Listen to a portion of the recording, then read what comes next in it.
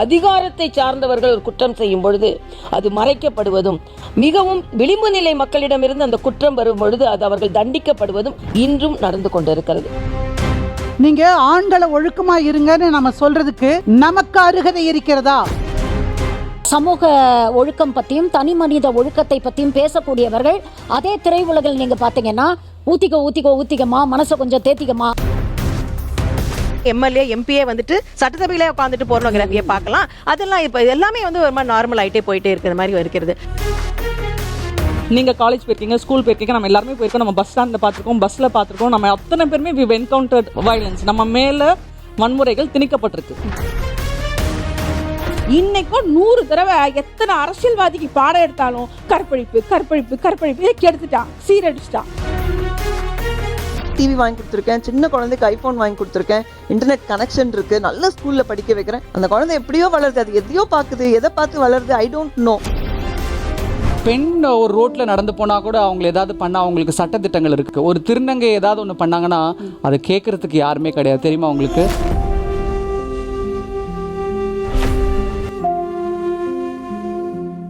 Jaya plus நேயர்கள் அனைவருக்கும் வணக்கம். இன்று நாம் ஒன்று கூடியிருக்கும் இந்த மேடையில் மிக கொடூரமான ஆனால் மறுக்க முடியாத உண்மையை பற்றி பேச இருக்கிறோம். ஒரு தாய் தனது மகளை பள்ளிக்கு அனுப்ப பயப்படும் போது, ஒரு பெண் இரவு நேரத்தில் வீடு திரும்ப பயப்படும் போது நம் சமூகம் தோற்று போனதாக அர்த்தம். ஆனால் நாம் தோற்று போகவில்லை. அதை பற்றி பேச வந்திருக்கிறோம், விழிப்புணர்வை ஏற்படுத்த வந்திருக்கிறோம், தீர்வை தேட வந்திருக்கிறோம். ஊடகத்தின் மிக முக்கிய பொறுப்பு வலிமையான சமூகத்தை கட்டமைப்பது. அந்த வகையில் ஜெயா பிளஸுக்கும் முக்கிய பொறுப்பு இருக்கிறது. இன்று பெண்களின் பாதுகாப்பு குறித்தும் பெண்களுக்கு எதிராக நடக்கக்கூடிய பல்வேறு வன்முறைகள் குறித்தும் தான் பேச இருக்கிறோம். இந்த நிகழ்ச்சி எங்கே செல்லும் இந்த பாதை.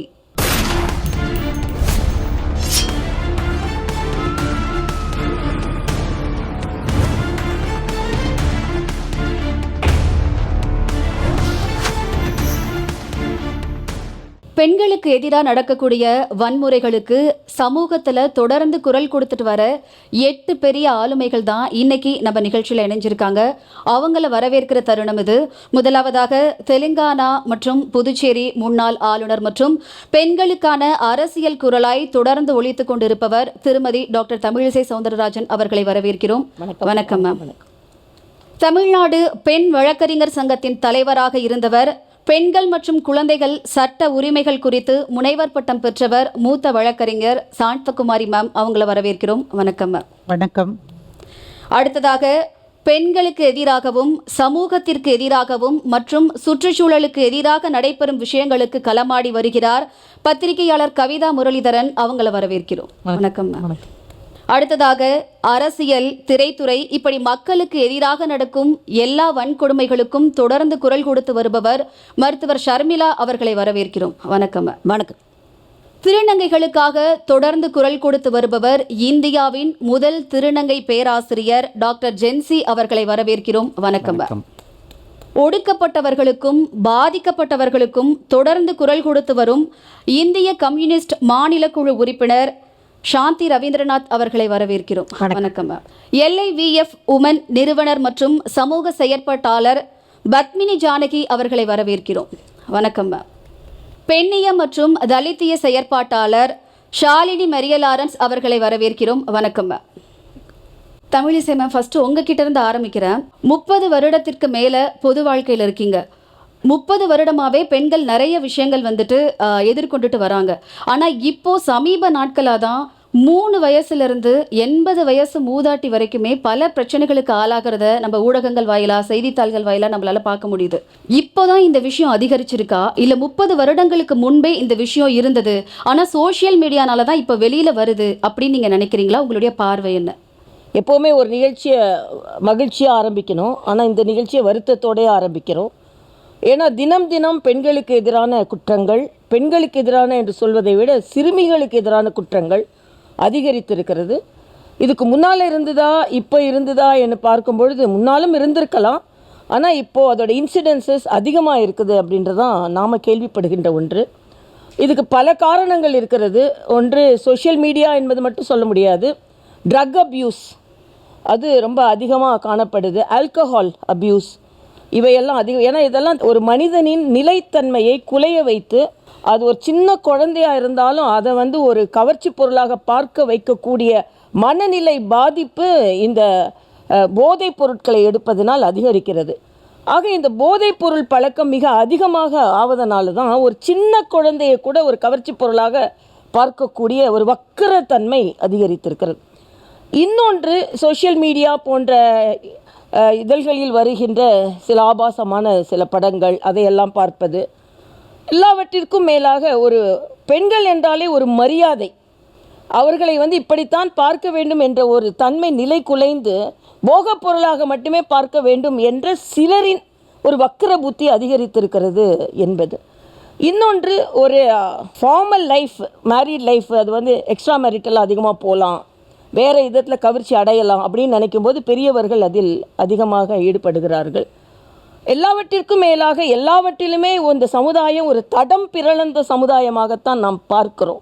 ஒரு நாள் நான் அடிக்கடி சொல்வதுண்டு, என்னை வந்து தொலைக்காட்சியில் பேட்டி எடுக்க வரும்பொழுது இதுதான் கடைசி பேட்டியாக இருக்கணும் அப்படின்னு சொல்கிறதுக்குள்ளே அடுத்த ஒரு பேட்டி கொடுக்க வேண்டி வந்துடும். இதற்கு முன்னாலெல்லாம் 16, 18 கவர்ச்சியானவர்கள், அவர்கள் இப்படி இருக்கிறார்கள், அப்படி இருக்கிறார்கள், அதனால் மற்றவர்களை ஈர்க்கிறார்கள் அப்படின்லாம் சில தோற்றங்கள் வந்தது. ஒரு 3 வயது குழந்தை, ஒரு 2.5 வயது குழந்தை எந்த வகையில் இவர்களை அந்த வகையில் ஈர்க்கிறார்கள் என்று தெரியல. இன்னொன்று விவாதத்தில் சொல்கிறேன். நான் 2 சம்பவங்கள் எனது மனதை மிக மிக அதிகமாக பாதித்தது. ஒன்று, நான் புதுச்சேரி தெலுங்கானா ஆளுநராக இருக்கும்போது திஷா என்ற ஒரு பெண் மரணம். வந்து ஒரு வெட்டினரி காலேஜ் முடித்த ஒரு இளம் பெண், ஒரு லாரி டிரைவர்னால் அவங்க பாதிக்கப்படுறாங்க, இறக்குறார்கள். அடுத்த நாள் கவர்னராக இருந்துட்டு அங்கே போகக்கூடாதுன்னு சொல்கிறாங்க. ஆனால் எல்லா தடைகளையும் மீறி நான் அங்கே போகிறேன். அங்கே போனால் அவங்க குடும்பமே நிலை குலைந்து இருக்கிறது. அப்போது அந்த குற்றவாளி என்கவுண்டர் செய்யப்படுகிறார்கள், அந்த போலீஸ்காரர். அதற்கு பெரிய விவாதங்கள் வந்தால் கூட ஒரு ஆட்சியாளரை என்கவுண்டரை என்னால் நேரம் எதிர்கொள்ள முடியாது, லாயர்லாம் இருக்காங்க. ஆனால் ஒரு பெண்ணாக அந்த குடும்பத்தில் இருந்த அந்த அல்லோகலம், அந்த அவலம், அந்த ஒரு பெண்ணை அந்த இழந்த அந்த குடும்பத்தின் அந்த ஓலம், அதெல்லாம் பார்க்கும்போது அவங்கெல்லாம் உயிர் வாழ தகுதி இல்லாதவர்கள் அப்படின்னு. இன்னொரு எனது மனதை மிக மிக மிக மிக பாதித்த சம்பவம், ஒரு 10 வயது குழந்தை, நான் புதுச்சேரி ஆளுநராக இருக்கும்போது சீரழிக்கப்பட்டு, சாக்கு முட்டையில் கட்டப்பட்டு, அது சாக்கடையில் வீசப்பட்டு, 4-5 நாட்களாக அந்த குழந்தை தேடப்பட்டு கிடைக்காமல், அந்த குழந்தை கிடைக்கும் பொழுது சாக்கு முட்டையில் அழுகிய பிணமாக கிடைத்தால், அப்பொழுதும் அப்படி தான், யாரும் அங்கே போகக்கூடாது. புதுச்சேரியே ஒரு பெரிய கலாட்டாவில் இருக்கும்போது நாங்கள் நேராக போனேன். அந்த அம்மாவோட முகத்தை என்னால் பார்க்க முடியல. இறுதி ஊர்வலத்தில் நீங்கள் பார்த்தீங்கன்னா, அந்த குழந்தையோட இறுதி ஊர்வலத்தில் டெடிபேர், அந்த குழந்தையோட பொம்மைகள். நான் ஒரு கவிதை படித்தேன், என்னென்னா, பள்ளிக்கு முதல் நாள் செல்லும் குழந்தை ஒரு அடி எடுத்து வைக்கும்பொழுது கவலையோடு பார்க்கிறது எனது டெடிபேரை யார் பார்த்து கொள்வார்கள் என்று. அந்த குழந்தையோட மனநிலை அவ்வளவுதான் இருக்கும். அந்த டெடிபேரெல்லாம் வச்சு அந்த இறுதி ஊர்வலம் போச்சு, அதில் நானும் கலந்து கொண்டேன். இதெல்லாம் என்னால் பொறுத்து கொள்ள முடியாத ஒன்று. இவ்வளவு நிலையில் நம்மலாம் இருக்கும்போதே இப்படிப்பட்ட சூழ்நிலை இருக்கிறது என்பது நாம் இன்று பார்த்து கொண்டு தான் இருக்கிறோம். போக்சோ போன்ற சட்டங்கள் வந்த பின்பும் நம்மால் இதை தடுக்க முடியலை என்ற அவல நிலையில் நாம் இன்று இருக்கிறோம். எல்லாரும் விவாதிப்போம். மேம், அடுத்ததான் நான் உங்ககிட்ட கேட்குறேன். மேம் சொன்ன மாதிரி இப்போ பெண்களுக்கு எதிராக வன்கொடுமைகள் நடக்குதுன்னா பல சட்டங்கள் வந்துட்டு இருக்குது, அதுக்கு பல தண்டனைகள் இருக்குது. பல அரசுகள் வந்தாலும் பெண்களுக்கு எதிராக ஏதாவது நடந்ததுன்னா சட்டங்கள் கடுமையாக்கணும், தண்டனைகள் கடுமையாக்கணும்னு சொல்லிட்டு எல்லாரும் மேடைக்கு மேடை பேசிட்டு தான் இருக்காங்க. நாங்கள் வெளியிலேருந்து பார்க்குறோம், பட் நீங்கள் பாதிக்கப்பட்டவங்களை பக்கத்திலே பார்த்துருப்பீங்க, அவங்களுடைய மனநிலை என்னன்னு சொல்லிட்டு நீங்கள் பார்த்துருப்பீங்க. நீங்கள் சொல்லுங்கள், இப்போ என்னென்ன சட்டங்கள் இருக்குது, அந்த சட்டங்கள் இன்னும் என்னென்னலாம் மாற்றம் வந்தால் இதை தடுப்பதற்கு ஒரு வழியாக இருக்கும்னு நினைக்கிறீங்க? இல்லை, உங்கள் கேள்வியிலிருந்தே நான் கொஞ்சம் மாறுபடுகிறேன். சட்டங்கள் இருப்பதோ தண்டனைகள் கிடைப்பதோ லாஸ்ட் ஸ்டேஜ். அவங்க ஃபஸ்ட்டு ஸ்டேஜில் ஆரம்பித்தாங்க, எப்படி இருக்கிறது வாழ்க்கை அப்படின்னு. நான் பேச வேண்டியது சட்டத்தில் வேறு என்ன கொண்டு வந்தால் நடக்கும்னு கிடையாது. இன்றைக்கு தமிழகம் மட்டுமல்ல, இந்தியா முழுவதிலும் இருக்கக்கூடிய ஆண்களது மனோபாவத்தில், பார்வையில், பெண்ணை பார்க்கிற பார்வையில் நிச்சயமாக ஒரு மாற்றம் தேவை என்பது தான் முதல் விஷயமாக பார்க்கப்படணும் அப்படின்னு நான் நினைக்கிறேன். நீங்கள் ஆண்களை ஒழுக்கமாக இருங்கன்னு நம்ம சொல்கிறதுக்கு நமக்கு அருகதை இருக்கிறதா அப்படின்னு நான் யோசிக்கிறேன். நமக்கு என்பது பெண்களுக்கு அல்ல, இந்திய நாட்டிற்கு அந்த விதமான ஒரு நிலை இருக்கிறதா அப்படின்னு நான் கேட்குறேன். நீங்கள் இன்றைக்கி டிவியை திறந்து பார்த்தீங்கன்னா ராத்திரி மிட் நைட் மசாலாவில் ஓடுது. எங்கள் வீட்டு தாத்தா முதல் கொண்டு உட்காந்து ஈன்னு பார்த்துட்டு நிற்கிறாங்க. உண்மையா இல்லையா? இன்றைக்கு சோஷியல் மீடியாவில் எந்த பகுதியை ஓப்பன் பண்ணிங்கனாலும் உங்களுக்கு என்னென்ன விஷயங்கள் தேவையோ அத்தனையும் இன்றைக்கு எளிதாக கிடைக்கிறது. டேட்டிங் ஆப்புகள் நிறைய வந்துடுச்சு. நீங்கள் ஒரு நிமிஷம் யோசிச்சு பாருங்களேன், நாம் எங்கே வாழ்ந்து கொண்டிருக்கிறோம்? பெண்களை பெருமைப்படுத்திய நாடு என்று சொன்னோம். இன்றைக்கு ஈசிஆர் ரோட்டில் போய் பாருங்கள், நான் சொல்வது தப்பல்ல. ரெஸ்டோ பார்ஸினுடைய எண்ணிக்கை இன்றைக்கு அதிகரித்து கொண்டே வருகிறது. இன்றைக்கு அறிவித்திருக்கிறார்கள். நீங்கள் கடந்த கொஞ்சம் 1 மாதம் 2 மாதமாக பாருங்கள், பெண்களோடு நீங்கள் வாருங்கள், இலவசமாக உங்களுக்கு மது சப்ளை பண்ணுறோம். எதுக்கு? எப்பொழுது ஒரு ஆண் கெடுகிறானோ அது அவனோடு போய்விடும். ஆனால் ஒரு பெண் கெடுகிறாள் என்று சொன்னால் ஒரு தலைமுறையே கெட்டுப்போகும், அந்த குடும்பம் அந்த சமூகமே கெட்டுப்போகும். நீங்கள் தயவு செய்து போய் பாருங்க. அத்தனை ரெஸ்டோ பார்லையும் இன்றைக்கு 11 மணி 12 மணிக்கு என்னுடைய தாய் குலங்களே உட்கார்ந்திருப்பதை நான் பார்க்கிறேன். அப்போ இந்த கதவுகளை எல்லாம் திறந்து விட்ட இப்படிப்பட்ட மிக மோசமான நிலைக்கு இந்த நாட்டை தள்ளிவிட்ட அனைவரும் தான் பொறுப்பு. நான் அரசுன்னு மட்டும் சொல்லலை, நம்மளும் தான். புதிய பொருளாதார கொள்கை முதல்ல வந்த போதிலிருந்து இதெல்லாம் நடக்கும்னு சொன்னோம். அதுதான் இன்றைக்கும் நடந்திருக்கிறது. ஒரே ஒரு பாயிண்ட் நான் சொல்ல விரும்புகிறேன். என்ன விஷயம்னா, ஒரு ஆசிரியர் பாலியல் வன்முறை செய்கிறார். அவர் இங்கேருந்து வேலையை விட்டு நீக்கிடுறாங்க. வேலையை விட்டு நீக்கின பிறகு நீங்கள் என்ன கொடுப்பீங்கம்மா? டெர்மினேஷன் ஆர்டர் கொடுப்பீங்களா? அந்த டெர்மினேஷன் ஆர்டரில் பார்த்தீங்கன்னா இவர் டெர்மினேட் செய்யப்பட்ட அப்படின்னு மட்டும்தான் இருக்கும். இவர் டெர்மினேட் செய்யப்பட்டார், பணி நீக்கம் செய்யப்பட்டார். நான் கேட்குறேன், இன்றைக்கு பள்ளி கல்வித்துறை அதை பொறுப்பில் இருக்கக்கூடிய அமைச்சர் கவனிக்க வேண்டும். எப்படிப்பட்ட தவறுகள் நடக்கிற பொழுது அந்த டெர்மினேஷன் ஆர்டர் இருக்கு இல்லையா, பணி நீக்கத்தில் செக்ஷுவல் ஹாரஸ்மெண்ட் செஞ்சான், இவன் பாலியல் வன்புணர்வு செய்தவன், அதனால இவனை வேலை விட்டு தூக்கி இருக்கிறோம், நீக்கி இருக்கிறோம் அப்படின்னு நீ எழுதி கொடுப்பேன்னு சொல்லு பார்க்கலாம். இதே ஆசிரியர் தர்மபுரியில் என்சிசின்னு சொல்லிட்டு 10 பிள்ளைகளை கெடுப்பான், அப்புறம் அங்கிருந்து இன்னொரு ஊரில் போய் பண்ணுவான். அப்போது நம்முடைய சிஸ்டத்தில் நிறைய கோளாறுகள் இருக்கிறது. கல்வி முறையிலே மாற்றம் வேண்டும், பெண்ணை பார்க்கிற பார்வையிலே மாற்றம் வேண்டும். அதெல்லாம் கரெக்டு. இந்த ஆசிரியர் குருடங்கள் இருக்காங்களே, இவங்களை எல்லாம் எப்போ நாம் ஒழித்து கட்டப்போகிறோம்? அவன் அடுத்த ஸ்கூலுக்கு போகிறான், அடுத்த பெண் மீது கை வைக்கிறான்.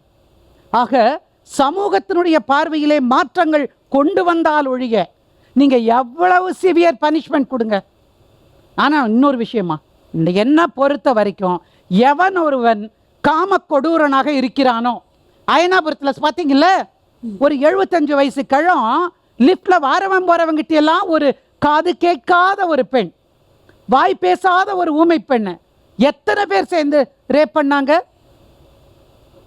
அப்போ வயசு அல்ல, அதை தாண்டி நின்று பல விஷயங்கள் இருக்கிறது இதில். அந்த விஷயங்களை கவனிக்க நாம் தவறிவிட்டோம். அந்த மாற்றத்தை கொண்டு வருகிற பொழுதுதான். எப்படி மாற்றத்தை கொண்டு வரீங்க? நான் சொல்கிறேமா, ஓப்பனாக சொல்கிறேன், பப்ளிக்காக சொல்கிறேன், நிச்சயமாக ரேப் பண்ணினான அவனுடைய ஆணுறுப்பை நீக்கிவிட வேண்டும். இன்னொருத்தியை தொடுவானா? இதை பற்றி நான் பின்வரும் கேள்விகளை கேட்குறேன் மேம். அடுத்ததா டாக்டர் ஷர்மிளா மேம் கிட்ட நான் போகிறேன். நீங்கள் திரைத்துறையில் இருந்தவர் அப்படின்ற முறையில் இந்த கேள்வியை நான் உங்ககிட்ட முன்வைக்கிறேன். இந்த திரைத்துறை சார்ந்து என்ன மாதிரி அவர்கள் ஈர்க்கப்படுகிறார்கள்? திரைத்துறையில் எல்லா காலகட்டத்திலையுமே சமூகத்தில்னு ஒரு பொது புத்தி இருக்கும்ல, ஒரு ஆணாதிக்க சமூகம். இதை பெரும்பாலான திரைப்படங்கள் ரிஃப்ளெக்ட் பண்ணியிருக்கு. 80s ஃபிலிம்க்கு வந்தீங்கன்னா ஒரு ஃபேமிலி ஓரியன்ட் சப்ஜெக்ட்ஸ் இருக்கும். பட் அதுலேயே கவர்ச்சிக்குன்னு தனியாக ஒரு கிளாமர், ஒரு டான்ஸு, ஒரு ஐட்டம் டான்ஸு அப்படின்னு பெண்களை ஒரு கவர்ச்சி பொருளாகவும், ஹீரோயின்னா ரொம்ப நல்லவளாக இருப்பா, ரொம்ப இழுத்து போத்திக்கிட்டு ரொம்ப ஒரு மாதிரி ரொம்ப மாரலிஸ்டிக்காக ரொம்ப எத்திக்கலாக இருப்பாங்க. ஆனால் கவர்ச்சி நடனம் ஆடக்கூடியவர்கள் பார்த்தீங்கன்னா அரைகுறை ஆடைகள் அணிந்திருப்பாங்க, சிகரெட் பிடிப்பாங்க, தம் அடிப்பாங்க, தண்ணி அடிப்பாங்க. இது போன்ற ஒரு பிக்சரைசேஷனில் இதெல்லாம் சமூகத்தில் இருக்கக்கூடிய அந்த பொது புத்திய ஒரு ரிஃப்ளெக்ஷனாக இருந்தது. இன்றைக்கி இருக்கக்கூடிய படங்களில் நீங்கள் பாருங்களேன், ஹீரோக்கும் வில்லனுக்கும் டிஸ்டிங்ஷனே இல்லை. ஒரு பெண்ணை துரத்துறது, ஒரு பெண்ணை ஸ்டாக் பண்ணுறது, ஒரு பெண்ணை பாடி ஷேம் பண்ணுறது, கிண்டல் பண்ணுறது, இதெல்லாம் ஹீரோயிசமாக காட்டுறாங்க. வயலன்ஸ் வந்து இன்னைக்கு க்ளோரிஃபை செய்யப்படுகிறது. பொது மேடைகளில் சமூக ஒழுக்கம் பற்றியும் தனி மனித ஒழுக்கத்தை பற்றியும் பேசக்கூடியவர்கள் அதே திரையுலகில் நீங்கள் பார்த்தீங்கன்னா ஊத்திக்கமா மனசை கொஞ்சம் தேத்திக்கமா அப்படின்னு பாடி அவங்க வந்து எந்த ஜெனரேஷனுக்கு ரோல் மாடலாக இருக்கிறாங்களோ அந்த ஜெனரேஷனே வந்து அவங்க வந்து பாழ் பண்ணியிருக்கக்கூடிய ஒரு விஷயங்களை தான் நம்ம பார்க்குறோம். அண்ட் இன்றைக்கி வந்து அந்த மாதிரி விஷயங்களை வந்து ரொம்ப க்ளோரிஃபை பண்ணி ரொம்ப என்ஹான்ஸ் பண்ணி இதெல்லாம் வந்து ஒரு ஹீரோயிசம் அப்படின்னு காட்டுறது அப்படியே இன்றைக்கி உங்களுக்கு சோஷியல் மீடியாவில் ரிஃப்ளெக்ட் ஆகுது. இன்றைக்கி நம்ம வந்து வயலன்ஸ் அப்படின்னு பேசும்போது வெறும் டொமெஸ்டிக் வயலன்ஸோ ஃபிசிக்கல் வயலன்ஸோ செக்ஷுவல் வயலன்ஸோ அப்படிங்கிறத தாண்டி இன்னைக்கு சைபர் வயலன்ஸை வந்து தினம் வந்து பெண்கள் எதிர்கொண்டுட்டு இருக்கிறாங்க. முன்னெல்லாம் சொல்லுவாங்க இல்லையா, பெண்களுக்கு எதிராக நடக்கக்கூடிய வன்கொடுமை பெரும்பாலானவர்கள் பார்த்தீங்கன்னா பர்பெட்ரேட்டர்ஸ் அந்த பெண்ணுக்கு நெருங்கிய சொந்தமாக இருப்பாங்க, அந்த பெண்ணுக்கு தெரிஞ்ச அந்த குழந்தைக்கு தெரிஞ்ச வீட்டில் ஒரு ரிலேட்டிவாக இருப்பாங்க, இல்லை ஸ்கூலுக்கு போகிற இடத்துல இருக்கக்கூடிய நபர்களாக இருப்பாங்க. இன்னைக்கு முன்பின் தெரியாதவங்க, அடையாளமே இல்லாதவங்க தினம் சோஷியல் மீடியா அப்படிங்கிற ஒரு ஆயுதத்தை கையில் எடுத்து பெண்களுக்கு எதிராக தினம் வக்கரத்தை வாந்தி எடுத்துக்கிட்டு இருக்கிறாங்க. அப்போ எங்கே போய் இதெல்லாம் நீங்கள் கண்ட்ரோல் பண்ண முடியும் அப்படிங்கிறத யோசிச்சு பாருங்கள். இதுக்கெல்லாம் சினிமாவும் மீடியாவும் ஒரு மிக முக்கிய காரணமாக இருக்குது. சினிமா எப்படி வயலன்ஸை க்ளோரிஃபை பண்ணுதோ, இன்னொரு பக்கம் மீடியா பார்த்தீங்கன்னா நியூஸாக கொடுக்காம அதை சென்சேஷனலைஸ் பண்ணக்கூடிய ஒரு விஷயத்தை வந்து கையில் எடுக்கிறாங்க. எல்லாருமே இன்னைக்கு வந்து ஒரு வணிகம் அப்படிங்கிற ஒரு விஷயத்தில் வந்து மாட்டிகிட்டு இருக்காங்க. சினிமாவும் சரி மீடியாவும் சரி, அவங்களுக்கு எதை சென்சேஷனலைஸ் பண்ணி எப்படி சொன்னால் அது வந்து ஒரு ரேட்டிங் கொடுக்குமோ அதை பேஸ் பண்ணி தான் அவங்க வந்து நியூஸை கொண்டு போய் மக்கள் கிட்ட சேர்க்கறதும் இருக்குது. ஸோ சிஸ்டம் அப்படிங்கிறது என்னம்மா, சிஸ்டம் அப்படிங்கிறது நம்ம இருக்கிறது தானே சிஸ்டம். அப்போ ஒட்டுமொத்த சொசைட்டி எல்லாமே it is a part of that system. So அடிப்படையில் இதை வந்து ஒரு கலெக்டிவ் ரெஸ்பான்சிபிலிட்டியை தான் நான் பார்க்குறேன். நீங்கள் சிங்கிள் அவுட் பண்ணி மீடியானால தான் இது நடக்குது, இல்லை சினிமானால தான் இது நடக்குது, ட்ரக்ஸு இதெல்லாம் ஜாஸ்தி ஆயிடுச்சு அதனால நடக்குது, இல்லை பெண்கள் வந்து அதுலேயும் ஒரு விஷயத்தை முக்கியமாக சொல்லணும். ஃபெமினிசம் அப்படிங்கிறதுடைய அர்த்தமே பெரும்பாலான பெண்கள் வந்து புரிஞ்சுக்கல. ஆண்களுக்கு நிகராக தண்ணி அடிக்கிறதோ தம் அடிக்கிறதோ இல்லை பப்புக்கு போகிறதோ தான் வந்து ஃபெமினிசம் அப்படின்னு நினச்சிட்டு இருக்காங்க. That is not feminism. Feminism is the right to say no and to know when to say no. இந்த விஷயம் வந்து நிறைய பெண்களுக்கு, படித்த பெண்களுக்கே தெரியல. நம்ம சொல்கிறோம் கல்வி கொடுத்துட்டா, ஒரு எக்கனாமிக் இண்டிபெண்டன்ஸ் கொடுத்துட்டா பெண்கள் வந்து ரொம்ப ஒரு தன்னிறைவை நம்ம கொடுத்துட்டோம்னா பெண்கள் வந்து ரொம்ப ஸ்ட்ராங்காக ஆகிடுவாங்கன்னு. பல படித்த பெண்களாலேயே எதிர்கொள்ள முடியல இந்த பிரச்சனைகளை. They don't know the art of saying no, they don't know when to say no. அப்போ எனக்கு பிடிக்கல, இந்த விஷயம் எனக்கு பிடிக்கல, இதில் எனக்கு உடன்பாடு இல்லை அப்படிங்கிறத சொல்லவே நல்ல படித்த பெண்கள், நல்ல பதவியில் உயர் பதவியில் இருக்கக்கூடிய பெண்களுக்கே இன்றைக்கி அது ஒரு பெரிய ஒரு இக்கட்டான சூழ்நிலையாக இருக்குது. அப்போது என்ன மாதிரியான ஒரு ஃபெமினிசமை வந்து நம்ம பெண்களுக்கு நம்ம கற்றுக் கொடுத்துருக்குறோம் அப்படிங்கிற ஒரு விஷயமும் இருக்குது. அண்டு நீங்கள் இன்றைக்கி இன்ஃபேக்ட் ஒரு வருத்தத்தோடு நான் பதிவு பண்ணுறேன், இன்றைக்கி பெண்களுக்கு எதிரான கொடுமைகள் பற்றி நம்ம பேசிக்கிட்டு இருக்கோம், இங்கே ஒரு ஆண் கூட இல்லையேங்கிறது எனக்கு ரொம்ப வருத்தமாக இருக்குது உண்மையிலேயே. ஏன்னா பெண்கள் சம்மந்தப்பட்ட விஷயங்களை ஆண்களும் ஈக்குவலாக பேசணும், அந்த பார்ட்டிசிபேஷன் இருக்கணும். நீங்கள் ஒரு 4 பெண்களையும் 4 ஆண்களையும் கூப்பிட்டுருந்தீங்கன்னா நான் இன்னும் ரொம்ப சந்தோஷப்பட்டேன். ஏன்னா எல்லாமே வந்து பெண்களுடைய வியூ பாயிண்ட்லேயே பார்க்குறீங்க. எப்படி கேர்ள் சைல்டை ப்ரொடெக்ட் பண்ணுறது, நீ வந்து அரைகுறை ஆடைகள் போடுறதுனால தான் உனக்கு இந்த பிரச்சனை வருது, நீ 6 மணிக்கு மேலே வெளியில் போகிறதுனால தான் பிரச்சனை நடக்குது, நீ ஆண் நண்பர்களோட கண்ட நேரத்தில் கண்ட இடத்துல பேசிகிட்டு இருக்கிறதுனால தான் உனக்கு பிரச்சனை நடக்குதுன்னு எல்லாமே பெண்கள் சார்ந்த விஷயமா இருக்குது. நீங்கள் அரசு கூட எடுத்துக்கிட்டிங்களா, எந்த நடவடிக்கை எடுத்தாலும் from the women's point of view அவங்களை எப்படி ப்ரொடெக்ட் பண்ணுறது அப்படிங்கிறதான் யோசிக்கிறீங்களே தவிர from the perpetrators point of view ஆண்களை நாம் எப்படி வழி நடத்த போகிறோம், அவங்களுக்கு எப்படி ஒரு புரிதல் ஏற்படுத்த போகிறோம், இதை பற்றி பேசுறது இல்லை. இப்போ எஜுகேஷனல் இன்ஸ்டிடியூஷன்ஸ் எடுத்துக்கிட்டிங்கன்னா செக்ஸ் எஜுகேஷனை பற்றி சொல்லித்தரீங்க, வெறும் உடல் உறுப்பில் இதெல்லாம் இருக்குது, இது மேல் ரீப்ரொடக்டிவ் சிஸ்டம், இது ஃபீமேல் ரீப்ரொடக்டிவ் சிஸ்டம், இதுதான் வந்து கலவி, இதை சொல்லி கொடுத்தா மட்டும் முடிஞ்சு போயிதா? கன்சென்ட் எஜுகேஷன் ஒன்று இருக்குல்ல, உன்னுடைய கன்சென்ட் அப்படிங்கிறது ஒன்று இருக்குது.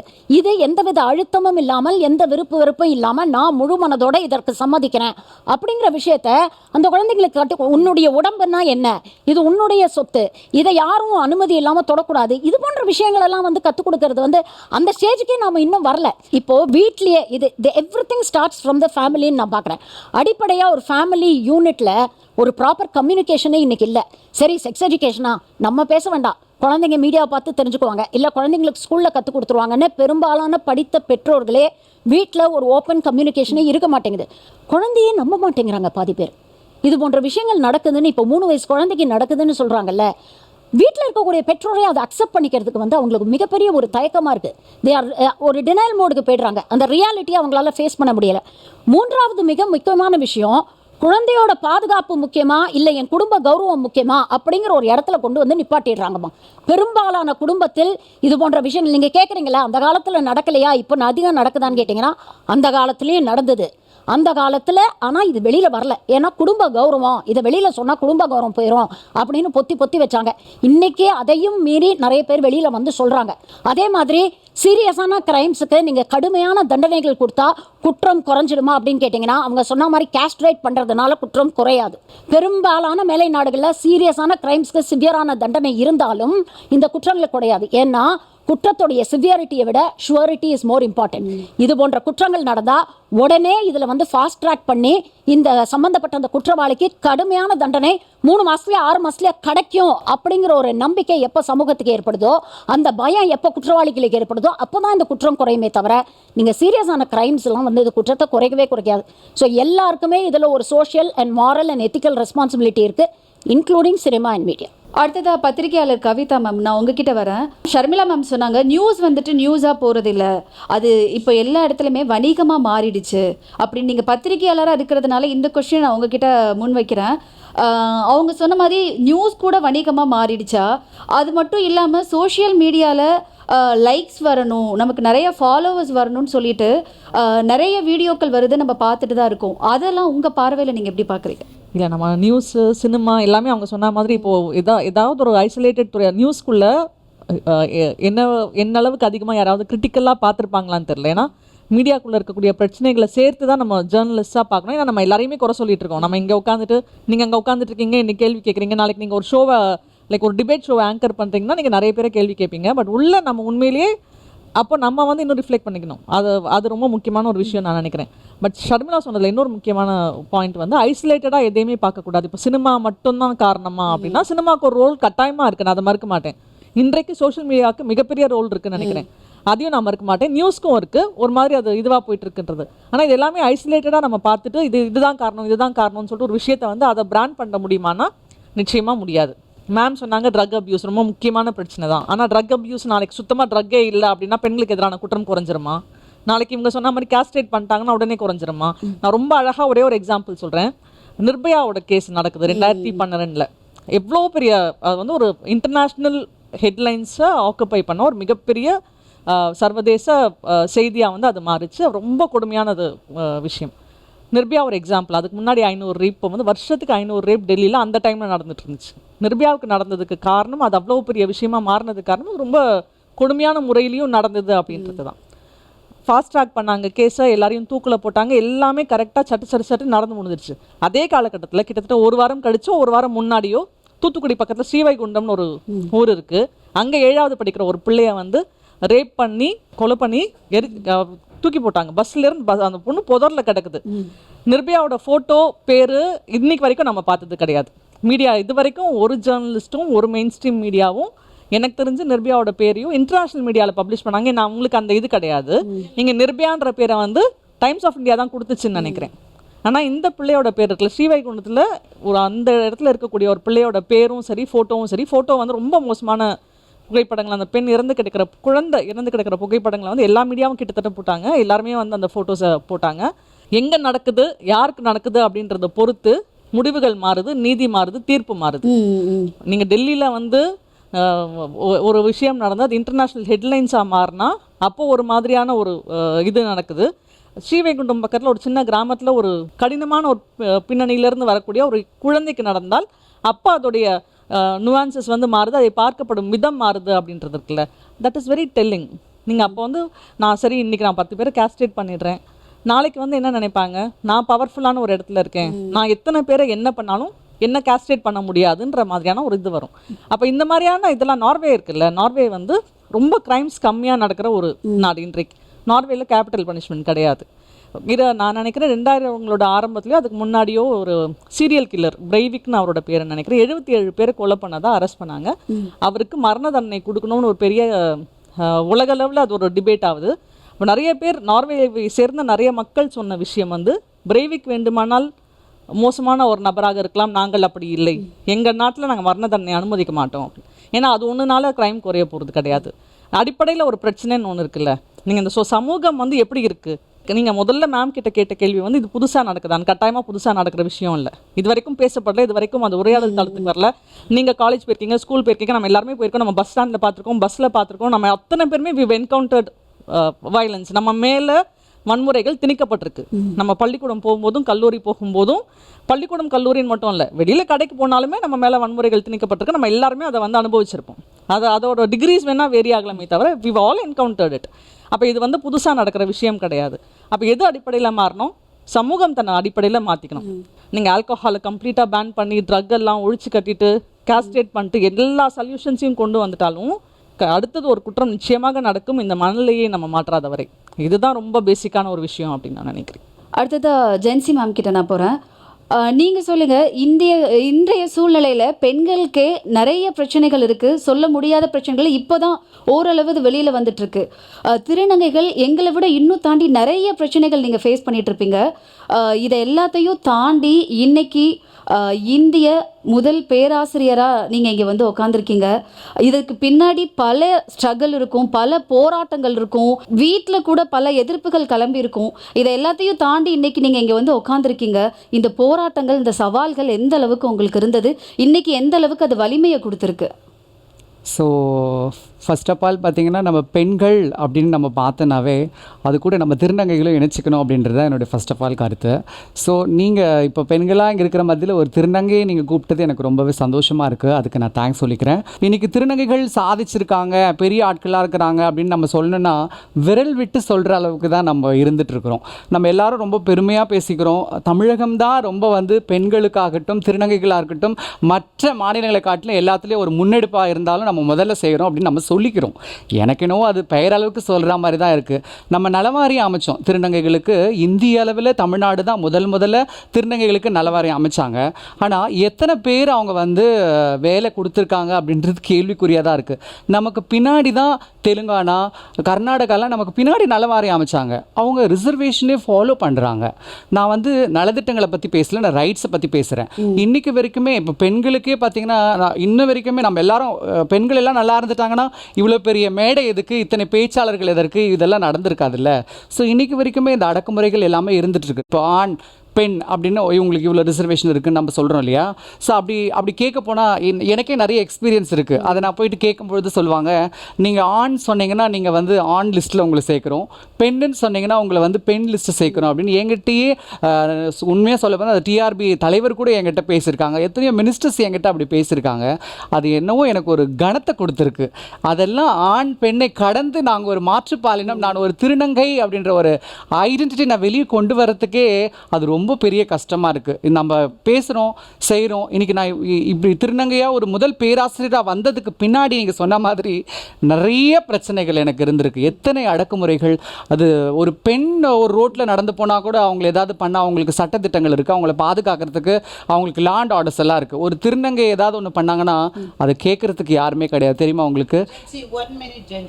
சொல்லுங்க மேம். திருநங்கைகள் அனைவரையும் பெண்களாக அழைக்கலாம் அப்படின்னு சொல்லி அது உரிய அங்கீகாரம் கொடுக்கலாம் என்று நீதிமன்றம், இங்கே ஹைகோர்ட், மெட்ராஸ் ஹைகோர்ட்லேயும் தீர்ப்பு இருக்கு, உச்ச நீதிமன்றத்திலும் உங்களுக்கு தீர்ப்பு இருக்கு. தீர்ப்பு இருக்கிறதுமா, தீர்ப்பு இல்லைன்னு நான் சொல்லவே இல்லை. நிறைய ஜட்மெண்ட்ஸ் வந்திருக்கு. நம்ம சென்னை ஹைகோர்ட்டில் திருநங்கைகளுக்கு ஒரு ரிசர்வேஷன் கொடுக்கலான்னு கூட வந்திருக்கு. ஆனால் அதை யார் ஃபாலோ பண்ணுறா? நீங்கள் சீரியஸாகவே பாருங்கள். கொஞ்ச நாளைக்கு முன்னாடி ஒரு திருநங்கை வந்து எரிச்சு கொல்லப்பட்டாங்க. அவங்க யாருன்னு கூட கண்டுபிடிக்கிறதுக்கு ரொம்ப அவங்களுக்கு கஷ்டப்பட்டு அது ஆனா பெண்ணான்னு கண்டுபிடிச்சி அதுக்கப்புறமா தான் அவங்க திருநங்கைன்னு கண்டுபிடிச்சி அந்த கேஸை பற்றி பேசவே இல்லை. நான் நியூஸ் பேப்பரில் பார்த்தேன், எரிச்சு கொல்லப்பட்டாங்க. இன்னொரு திருநங்கை இப்போ சமீபத்தில் அப்படியே பேச்சு ஒரு இடத்துல கூட்டிகிட்டு போய் ஒரு காட்டுக்குள்ளே கொண்டு போய் அவங்கள வந்து சாகடிச்சிட்டாங்க, பீர் பாட்டிலில் குத்தி கொண்டுட்டாங்க அப்படின்னு நம்ம லேட்டஸ்ட்டாக பார்க்குறோம். ஸோ ஒரு பெண் தாக்கப்பட்டால் கொஞ்சம் இம்பார்ட்டன்ட் கொடுக்குறோம். ஒரு திருநங்கை தாக்கப்பட்டாலோ உடல் அளவுலையோ மன ரீதியில் தாக்கப்பட்டாலும் எவ்வளோ இம்பார்ட்டன்ட் கொடுக்குறோம். நம்ம சொன்ன மாதிரி சட்டங்கள் இருக்குது. நீங்கள் மேடம் சொன்ன மாதிரி டிரான்ஸ்ஜெண்டர் ரைட்ஸ் ப்ரொடெக்ஷன் ஆக்ட் 2019 இதுக்கெல்லாம் அவங்களுக்கு பாதுகாப்பு கொடுத்துருக்கு. அதை எத்தனை பேர் நம்ம செயல்முறைப்படுத்திட்டு இருக்கோன்றது தான் மேம் கேள்விக்குறியாக இருக்குது. நான் யூஜி படிக்கும்பொழுது பார்த்தீங்கன்னா நான் எம்ஃபில் வரைக்கும் கோல்டு மெடலிஸ்ட்டு. ஓகேங்களா? இப்போ 12th என்னுடைய கிளாஸில் நான் தான் ஃபஸ்ட்டு மார்க்கு. எம்ஃபில் வரைக்கும் கோல்டு மெடலிஸ்ட்டு. அப்படி படித்து வரும்பொழுது இந்த எஜுகேஷன் மட்டும்தான் என்னை வந்து ஒரு மாற்று விதமாக காட்டுச்சு. உங்களுக்கு புரியுதா? ஸோ இன்றைக்கி நம்ம பெண்கள்னா அந்த பெண்கள் கூட என்னை வந்து வெறுத்து ஒதுக்கின காலங்கள் என்னுடைய கல்வி வாழ்க்கையிலும் என்னுடைய பள்ளி வாழ்க்கையிலும் அது நிறைய இருந்திருக்கு. எங்களுக்கு வந்து நலத்திட்டங்கள் எல்லாம் வேண்டாங்க, எங்களுக்கு நிறைய நலத்திட்டங்கள் கொடுக்குறாங்க, எங்களுக்கு ஸ்காலர்ஷிப் தராங்க, எங்களுக்கு வந்து ஸ்கில் பேஸ்டு ட்ரைனிங் கொடுக்குறாங்க, உங்களுக்கு டெய்லரிங் மிஷின் கொடுக்குறாங்க. இதெல்லாம் யாருங்க கேட்டால்? இதெல்லாம் ஆட்டோமேட்டிக்காக எல்லாருக்கும் என்ஜிஓஸ் எல்லாம் கொடுக்க போகுது. அதெல்லாம் கேட்கல. எங்களுக்கு முதல் ரிசர்வேஷன் வேணும். ஸோ இவ்வளோ தூரம் படித்து பெரிய ஆளாக வந்தாலும் கூட எங்களோட வேலைப்பாடுகள்னு வரும்பொழுது நாங்கள் இன்னமும் பின்னுக்கு தள்ளப்பட்டு தான் இருக்கோம். என்னை பொறுத்தவரை இதுக்கு 2 காரணம் தான் மேம்.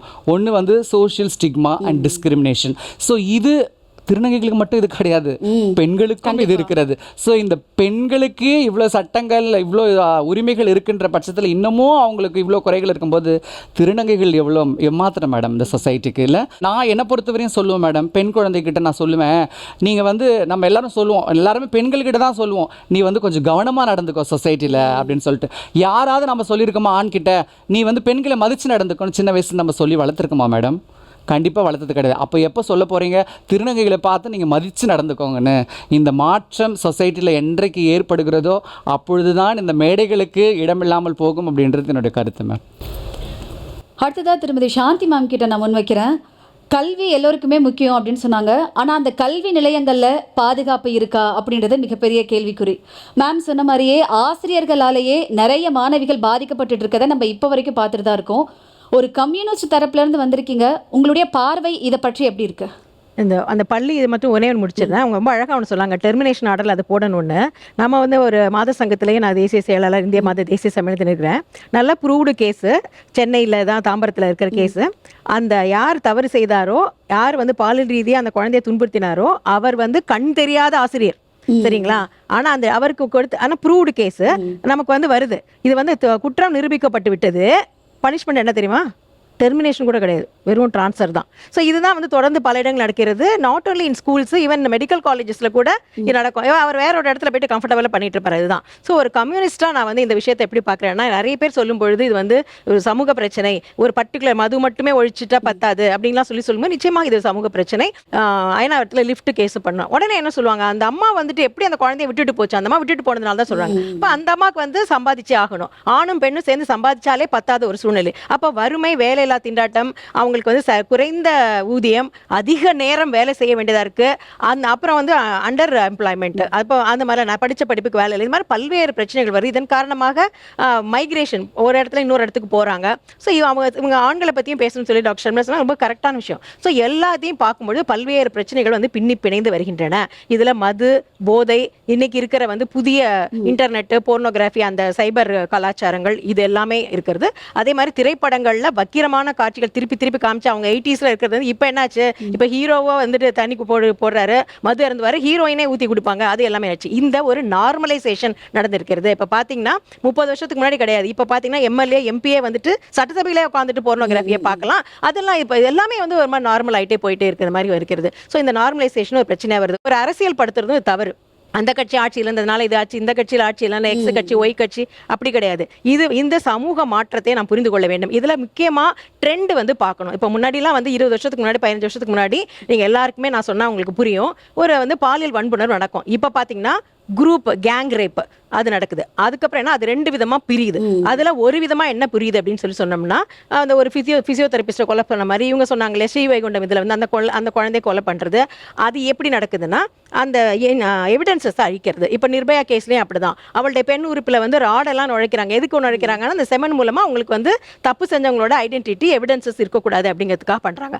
இன்னொரு ஆங்கிள்னா, அது ரீசன்ட் ட்ரெண்டாக ரொம்ப அதிகமாக போகிறது என்னன்னா, இப்போ இருக்கிற டெக்னாலஜியில் எல்லாருமே செல்ஃபோன் வச்சுருக்காங்க, எல்லாருக்குமே கேமரா இருக்குது. ஸோ எல்லாத்தையுமே அந்த விஷுவலை வந்து ஃபில்ம் பண்ணி, அந்த ஒரு பாலியல் வன்புணர்வை நடப்பதை அந்த இதை வந்து ஃபில்ம் பண்ணி, அது மீண்டும் அந்த பெண்ணை பயமுறுத்தி அதை த்ரெட்டன் பண்ணி வலைப்பின்னல் மாதிரி போயிட்டு, நீ உன் ஃப்ரெண்டை கூட்டிட்டு வா, அதர்வைஸ் நான் இன்டர்நெட்டில் அப்லோட் பண்ணிடுவேன்னு சொல்லிட்டு. அப்போ இந்த வலைப்பின்னலை நான் புரிந்து கொள்ள வேண்டியிருக்கின்றது. இந்த நேரத்தில் இந்த சமூக பொருளாதார காரணிகள், ஏன் மது அருந்துறாங்க, ஏன் வந்துட்டு பிரச்சனை இருக்குது. இப்போ எந்த அம்மாவுமே வந்துட்டு நம்ம குழந்தைய பார்த்துக்க கூடாது, நம்ம வந்து வேற எங்கேயா போயிருக்குன்னு நினைக்க மாட்டாங்க. ஆனால் அவங்களுக்கு வேறு வழி இல்லை, இன்னைக்கு சம்பாதிச்சு தான் ஆகணும். குறைந்த வந்து ஊதியமாக இருக்குது. நீ எவ்வளோ படித்தாலும் ரொம்ப கம்மி சம்பளம் தான், எப்போ வேணால் வேலைக்கு போயிடும் அப்படின்ற மாதிரி. ஸோ இதில் வந்து அந்த காலத்துலேயும் இருக்கிற பிரச்சனை, இந்த காலத்துலையும் இருக்கிற ஒரு சின்ன உதாரணத்தை சொல்கிறேன். அது ஒரு சேயிங் மாதிரி சொல்லுவாங்க. ஒரு விவசாய கூலி தொழிலாளின்னு வச்சுக்கோங்களேன், அவர் வந்து வேலை முடிச்சதுக்கப்புறம் அந்த முதலாளி என்ன சொல்வாருன்னா 10 ரூபா கொடுத்து சோப்பு குளிச்சுட்டு நீ சாயங்காலம் வீட்டுக்கு வந்துரு அப்படிம்பாரு. அவர் எதுக்கு கூப்பிட்றான்னு தெரியும். அப்போ வந்து அந்த பெண் என்ன சொல்வாள்னா, நான் வந்து முதலாளி கூப்பிட்டாருன்னு போனால் எனக்கு மானம் போகும், போகலைன்னா உயிர் போயிடும் அப்படிங்கிறதான் சூழல். இன்றைக்கும் அப்படி தான் இருக்குது. இன்றைக்கி வந்து ஒரு கிராமப்புற செவிலியர் கவர்மெண்ட்டில் வேலை செய்கிறவங்க, ஏன்னா அந்தளவுக்கு ஒரு ஆர்கனைஸ் செக்டர்லையும் இருக்குது. ஸோ இந்த வந்து ஒரு வீடியோ காலில் வராரு, அவர் சொல்கிறாரு மண் திங்கிற உடம்பு தானே, நான் தொட்டால் என்ன பெரிய இதுவாயிடுமா அப்படின்னு. அப்போது அந்த பெண் விவசாய கூலி படிக்காதவ அன்ஆர்கனைஸ் செக்டர், இவங்க படித்தவங்க ஆர்கனைஸ் செக்டர் கவர்மெண்ட்டில் ஒர்க் பண்ணுறாங்க. ஆனால் இருக்கிறது இந்த பெண்ணை போக பொருளாக பார்க்கின்ற ஒரு மனநிலை இருக்கின்றது. ஸோ அப்போ ஒரு குற்றம் நினைக்கின்ற அந்த ட்ரெண்ட் ஆஃப் தி இது மாறிட்டு இருக்கு. அதே மாதிரி எல்லா வயசும் 20 வருஷத்துக்கு முன்னாடி 2 வயசு குழந்தை 3 வயசு குழந்தை யாரும் வந்து பண்ணலை. ஸோ அப்போ மாறி இருக்கிறது, எல்லா வயதினரும் பண்ணப்படுகிறார்கள். அடுத்து வந்து என்ன, இந்த குற்றங்களை 3 விதமாக பிரிக்கணும். இப்போ நாங்கள் அப்படி மகப்பேறு மருத்துவராக இதை நாங்கள் ஒரு சமூக ஆர்வலராகவும் இதை பிரித்து பார்க்கணும். என்னென்னா 13 வயசுக்கு கீழே இருக்கிறது ஒன்று, 13லேருந்து 18, 18க்கு மேலே. ஏன் இதை அப்படி பிரிக்கணும் அப்படின்னா 13லேருந்து 18 வயது ஒரு ரொம்ப டீனேஜில் infatuation, love affair, relationship issues எல்லாமே வருது. 12 வயசு அதுக்கு கீழே 2 வயசு 3 வயசு இது எல்லாமே வந்துட்டு அந்த ஆண் வந்து மதுனாலேயோ இல்லை வேற ஏதாவது நம்ம செக்ஷுவல் பர்வர்ஷனு பீடோஃபிலியாவாக இருக்கிறவங்க அதை பண்ணுறாங்க. அதுலேருந்து எதுவுமே கிடையாது. பட் இந்த 13லேருந்து 18 வந்து ஓரளவுக்கு வந்து இவங்களே அவங்களுக்கு ஒரு ஆக்சஸ் கொடுத்துருப்பாங்க, தெரிஞ்சோ தெரியாமலோ அந்த மாதிரி கொடுத்துருப்பாங்க. ஸோ இப்போ இது ரொம்ப டெக்னிக்கலாக கிரிட்டிக்கலாக பார்க்க வேண்டிய ஒரு சூழல் இருக்குது. 18 வயசுக்கு மேலே போக்சோவும் வராது. 18 வயசுக்கு மேலே மிக முக்கியமான பிரச்சனை என்ன அப்படின்னா கன்சென்சுவல் செக்ஸ் ஏஜ். மேடம் நல்லா பேசுவாங்க.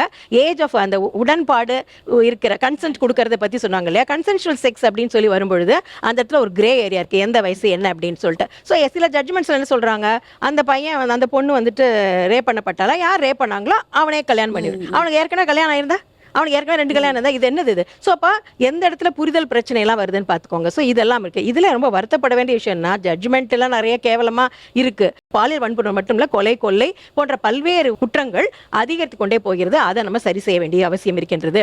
அடுத்தது சமூக செயற்பாட்டாளர் ஷாலினி மேம் கிட்ட போகலாம். மேம், நீங்கள் சொல்லுங்கள், இப்போது சமூகத்தில் நடக்கக்கூடிய பெண்களுக்கு, குழந்தைகளுக்கு நடக்கக்கூடிய பிரச்சனைகளுக்கு மிக முக்கிய காரணமாக நீங்கள் எதை பார்க்குறீங்க? நான் ஒரு ஆக்சுவலாக ஒரு பர்சனல் விஷயத்த சொல்லி ஸ்டார்ட் பண்ணுறேன். சொல்லுங்கண்ணா. பிகாஸ் எனக்கு ஒரு 6 வயசு குழந்தை இருக்குது. இப்போ நான் டெய்லி மீட்டிங் போகிறேன், எனக்கு ஒரு ஜூம் மீட்டிங் இருக்குது, நான் ஒரு டிவியில் லைவ் போகிறேன் அப்படின்னா இப்போ அவள் கேட்குற கேள்வி வந்து என்னம்மா ஏதாவது ரேப்பா அப்படின்னு கேட்டான் நான் போன மாதம். ஸோ அப்போ அந்த Coimbatore student, she doesn't know what is rape, but she is commonly hearing. எனக்கே எப்படி இருக்குன்னா, ஆஸ் சமன், நான் வந்து ஒரு பெண்கள் மீதான வன்முறை குறித்து 10 வருஷமாக ஒர்க் பண்ணிகிட்ருக்கேன். நானே ஒரு சர்வைவர். அப்படி இருக்கும்பொழுது டெய்லி இந்த ரேப் இப்போ நம்ம விவாதித்தோம்ல, இதுவே வந்து ஒரு 2 days ஆகும் பாடியில் சிங்க் ஆகிறதுக்கு. அவ்வளோ இஷ்யூஸ், ஏன்னா நம்ம சர்வைவரை மீட் பண்ணுறது, பார்க்குறது. அப்போ என்ன விஷயம் அப்படி ஆயிருக்குன்னா, நிறைய ரேப் குறித்து பேச ஆரம்பிச்சிடும், பாலியல் வன்கொடுமை குறித்து. நான் ஏன் ரேப் அப்படின்னு சொல்கிறேன்னா, அந்த வார்த்தை இங்கே ரேப் அப்படிங்கிறது சிங்குலர் க்ரைம் இல்லை. அது வந்து அதுக்கு ஒரு மல்டி டைமென்ஷன் இருக்குது. இங்கே எல்லாமே ரேப்பை ஆண்கள் பெண்கள் மீது நடத்தும் வன்முறைன்னு பார்க்குறோம். ஆனால் பார்த்தா ரேப் அப்படிங்கிறது காமம், பர்வர்ஷன், ஆதிக்கமாக அதிகாரத்தை, ஆண் உடலை அதிகாரம் செய்வ பயன்படுத்துவதாக இருக்குது. இங்கே ஸ்டேட்டே ஆண்மயமாக இருக்குது. ஸ்டேட் அப்படின்னு நான் சொல்கிறது, ஒரு அரசாங்கமே ஆண்மயமாக இருக்குது, இராணுவம் ஆண்மயமாக இருக்குது, போலீஸ் ஆண்மயமாக இருக்குது. அப்போ நம்ம என்னெல்லாம் ரேப் எப்படிலாம் நடந்திருக்கு அப்படின்னு பார்க்க போனோம்னா, இராணுவம் ரேப் பண்ணியிருக்கு. மணிப்பூரில் காங்கிரஸ் டைமில் இராணுவம் பெண்களை ரேப் பண்ணி, இங்கே பார்த்தீங்கன்னா ஒரு போஸ்டர் இருக்கும், பெண்கள் வந்து ஆடைகளெல்லாம் கலைஞ்சிட்டு டோன்ட் ரேப்பர்ஸ்ன்னு போட்டிருப்பாங்க. போலீஸ் கஸ்டோடியல் ரேப் சிதம்பரத்தில் பத்மினி அப்படிங்கிற case 1993 Tamil Nadu government versus Chidambaram Padmini case பயங்கரமான கேஸ். கஸ்டோடியலுக்கு கூட்டு போகிற ஆண்களுடைய அந்த அக்யூஸ்டோட வைஃப்ஸை இது பண்ணுறது. அதுக்கப்புறம் பார்த்தீங்கன்னா ஆதிவாசி பழங்குடி பெண்கள் மீது நடக்கப்படும் பாலியல் வன்கொடுமை, குறிப்பாக சல்வாஜுடும் போன்ற டைமில், இந்த ஆப்ரேஷன் க்ரீன் ஹண்ட் டைம்லலாம் அவ்வளோ பயங்கரமான ஆதிவாசிகள் பெண்கள் மீதான வன்முறை நடந்திருக்கு. தெலுங்கானாவில் என்ன சொல்லுவாங்க, நக்சலைட் மாவோயிஸ்ட்னு ஒரு பேர் வைப்பாங்க, பட் பாதிக்கப்படுறது பெண்களாக இருக்குது. தேடுதல் வேட்டைகளில், சில கிரிமினல்ஸை தேடுதல் வேட்டைகளில் அங்கே பெண்களை ஆயுதமாக பயன்படுத்தி அவங்கள பாலியல் வன்புணர்வு செய்யறது இருக்கு. இது மாதிரி மேரிட்டல் ரேப்பே நம்ம பேசுறது இல்லை. இந்தியாவில் மேரிட்டல் ரேப் க்ரைம் இல்லை, ஆனால் அது பல நாட்டில் அது க்ரைம், மேரிட்டல் ரேப் இருக்கு. அப்போ இந்த ரேப்ஸை நம்ம வெறும் ஒரு ரேப் அப்படின்னு பார்க்காம ஏன் இந்த ரேப்பெல்லாம் நடக்குது? ஃபார் எக்ஸாம்பிள், நிர்பயா கேஸ் நடந்து இந்தியாவே வந்து மெழுகுவர்த்தி பிடித்து நடந்துட்டு இருக்கு. அதே மாதிரி ஒரு கேஸ் அரியலூரில் நந்தினிங்கிற பட்டியல் சமூகத்து பெண் மேலே நடந்துச்சு. என்னை அரசியல் பேச வைத்தது அந்த நிகழ்வு 2016. ஏன்னா நிர்பயா கேஸை பற்றி பேசின யாருமே அரியலூர் நந்தினிக்கு நடந்ததை பேசலை. யார் மீது நடக்குது? குழந்தைகள் மீது நடக்குது ரேப்பு, பெண்கள் மீது, திருநர் சமூகத்தின் மீது ரேப், ஆண்கள் மேலே ரேப் நடக்குது, ஆண் குழந்தைகள் ரேப் செய்யப்பட்டிருக்காங்க. நம்ம அது பேசுறதே இல்லை. யார் பண்ணுறதுன்னா ஆண்கள் மேலே ஆண்கள் பண்ணுறது இல்லையா? இவ்வளோ விஷயங்கள் இருக்குது. அப்போது இவ்வளோ நம்ம பேசுகிறோம், குடிச்சிட்டு பண்ணுறாங்க, போதை போட்டு பண்ணுறாங்க, யார் மீது பண்ணுறாங்கன்னு இருக்குல்ல. யாருக்காக இந்த சமூகம் அதிகமாக பேசாதோ அவர்கள் மீதான வன்முறை அதிகமாக இருக்குது. இப்போது கூட்டு பாலியல் வன்முறைன்னு சொல்கிறாங்க. அதில் டேட்டா என்ன சொல்லுது? 5% தான் கேங் ரேப்பு. இப்போ மேபி ஒரு 10% அதிகரிச்சிருக்கலாம். அந்த 5%ல் 90% தலித் ஆதிவாசி பெண்கள் மீது தான் கூட்டு பாலியல் வன்முறைன்னு சொல்கிறாங்க. அது எதனால்? இன்னொன்று மதம் சார்ந்து இருக்குது. பில்கிஸ் பானு கேஸ் நமக்கு தெரியும். ஒரு விஷயத்தை அவன் காமத்தால் பண்ணானா காமத்தால் பண்ணலை. அந்த விஷயத்தை நான் ஒரு விஷயம் பண்ணணும், எனக்கு I have to rip their life apart and show I am powerful. அப்போது ஒரு ஆண் என்ன பண்ணுறான்னா, என்னோட கௌரவத்தை பெண்ணில் வைக்கிறேன்னா உன்னோட கௌரவத்தை நான் உன் பொண்ணை வச்சு நொறுக்கிறேன் பாரு அப்படிங்கிறது.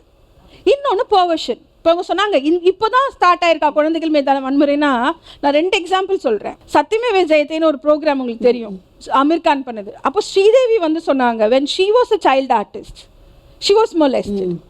அண்ட் ஃபர்ஹான் அக்தர்னு ஒரு பெரிய ஹிந்தி டைரக்டர் அண்ட் ஆக்டர் இருக்கார்.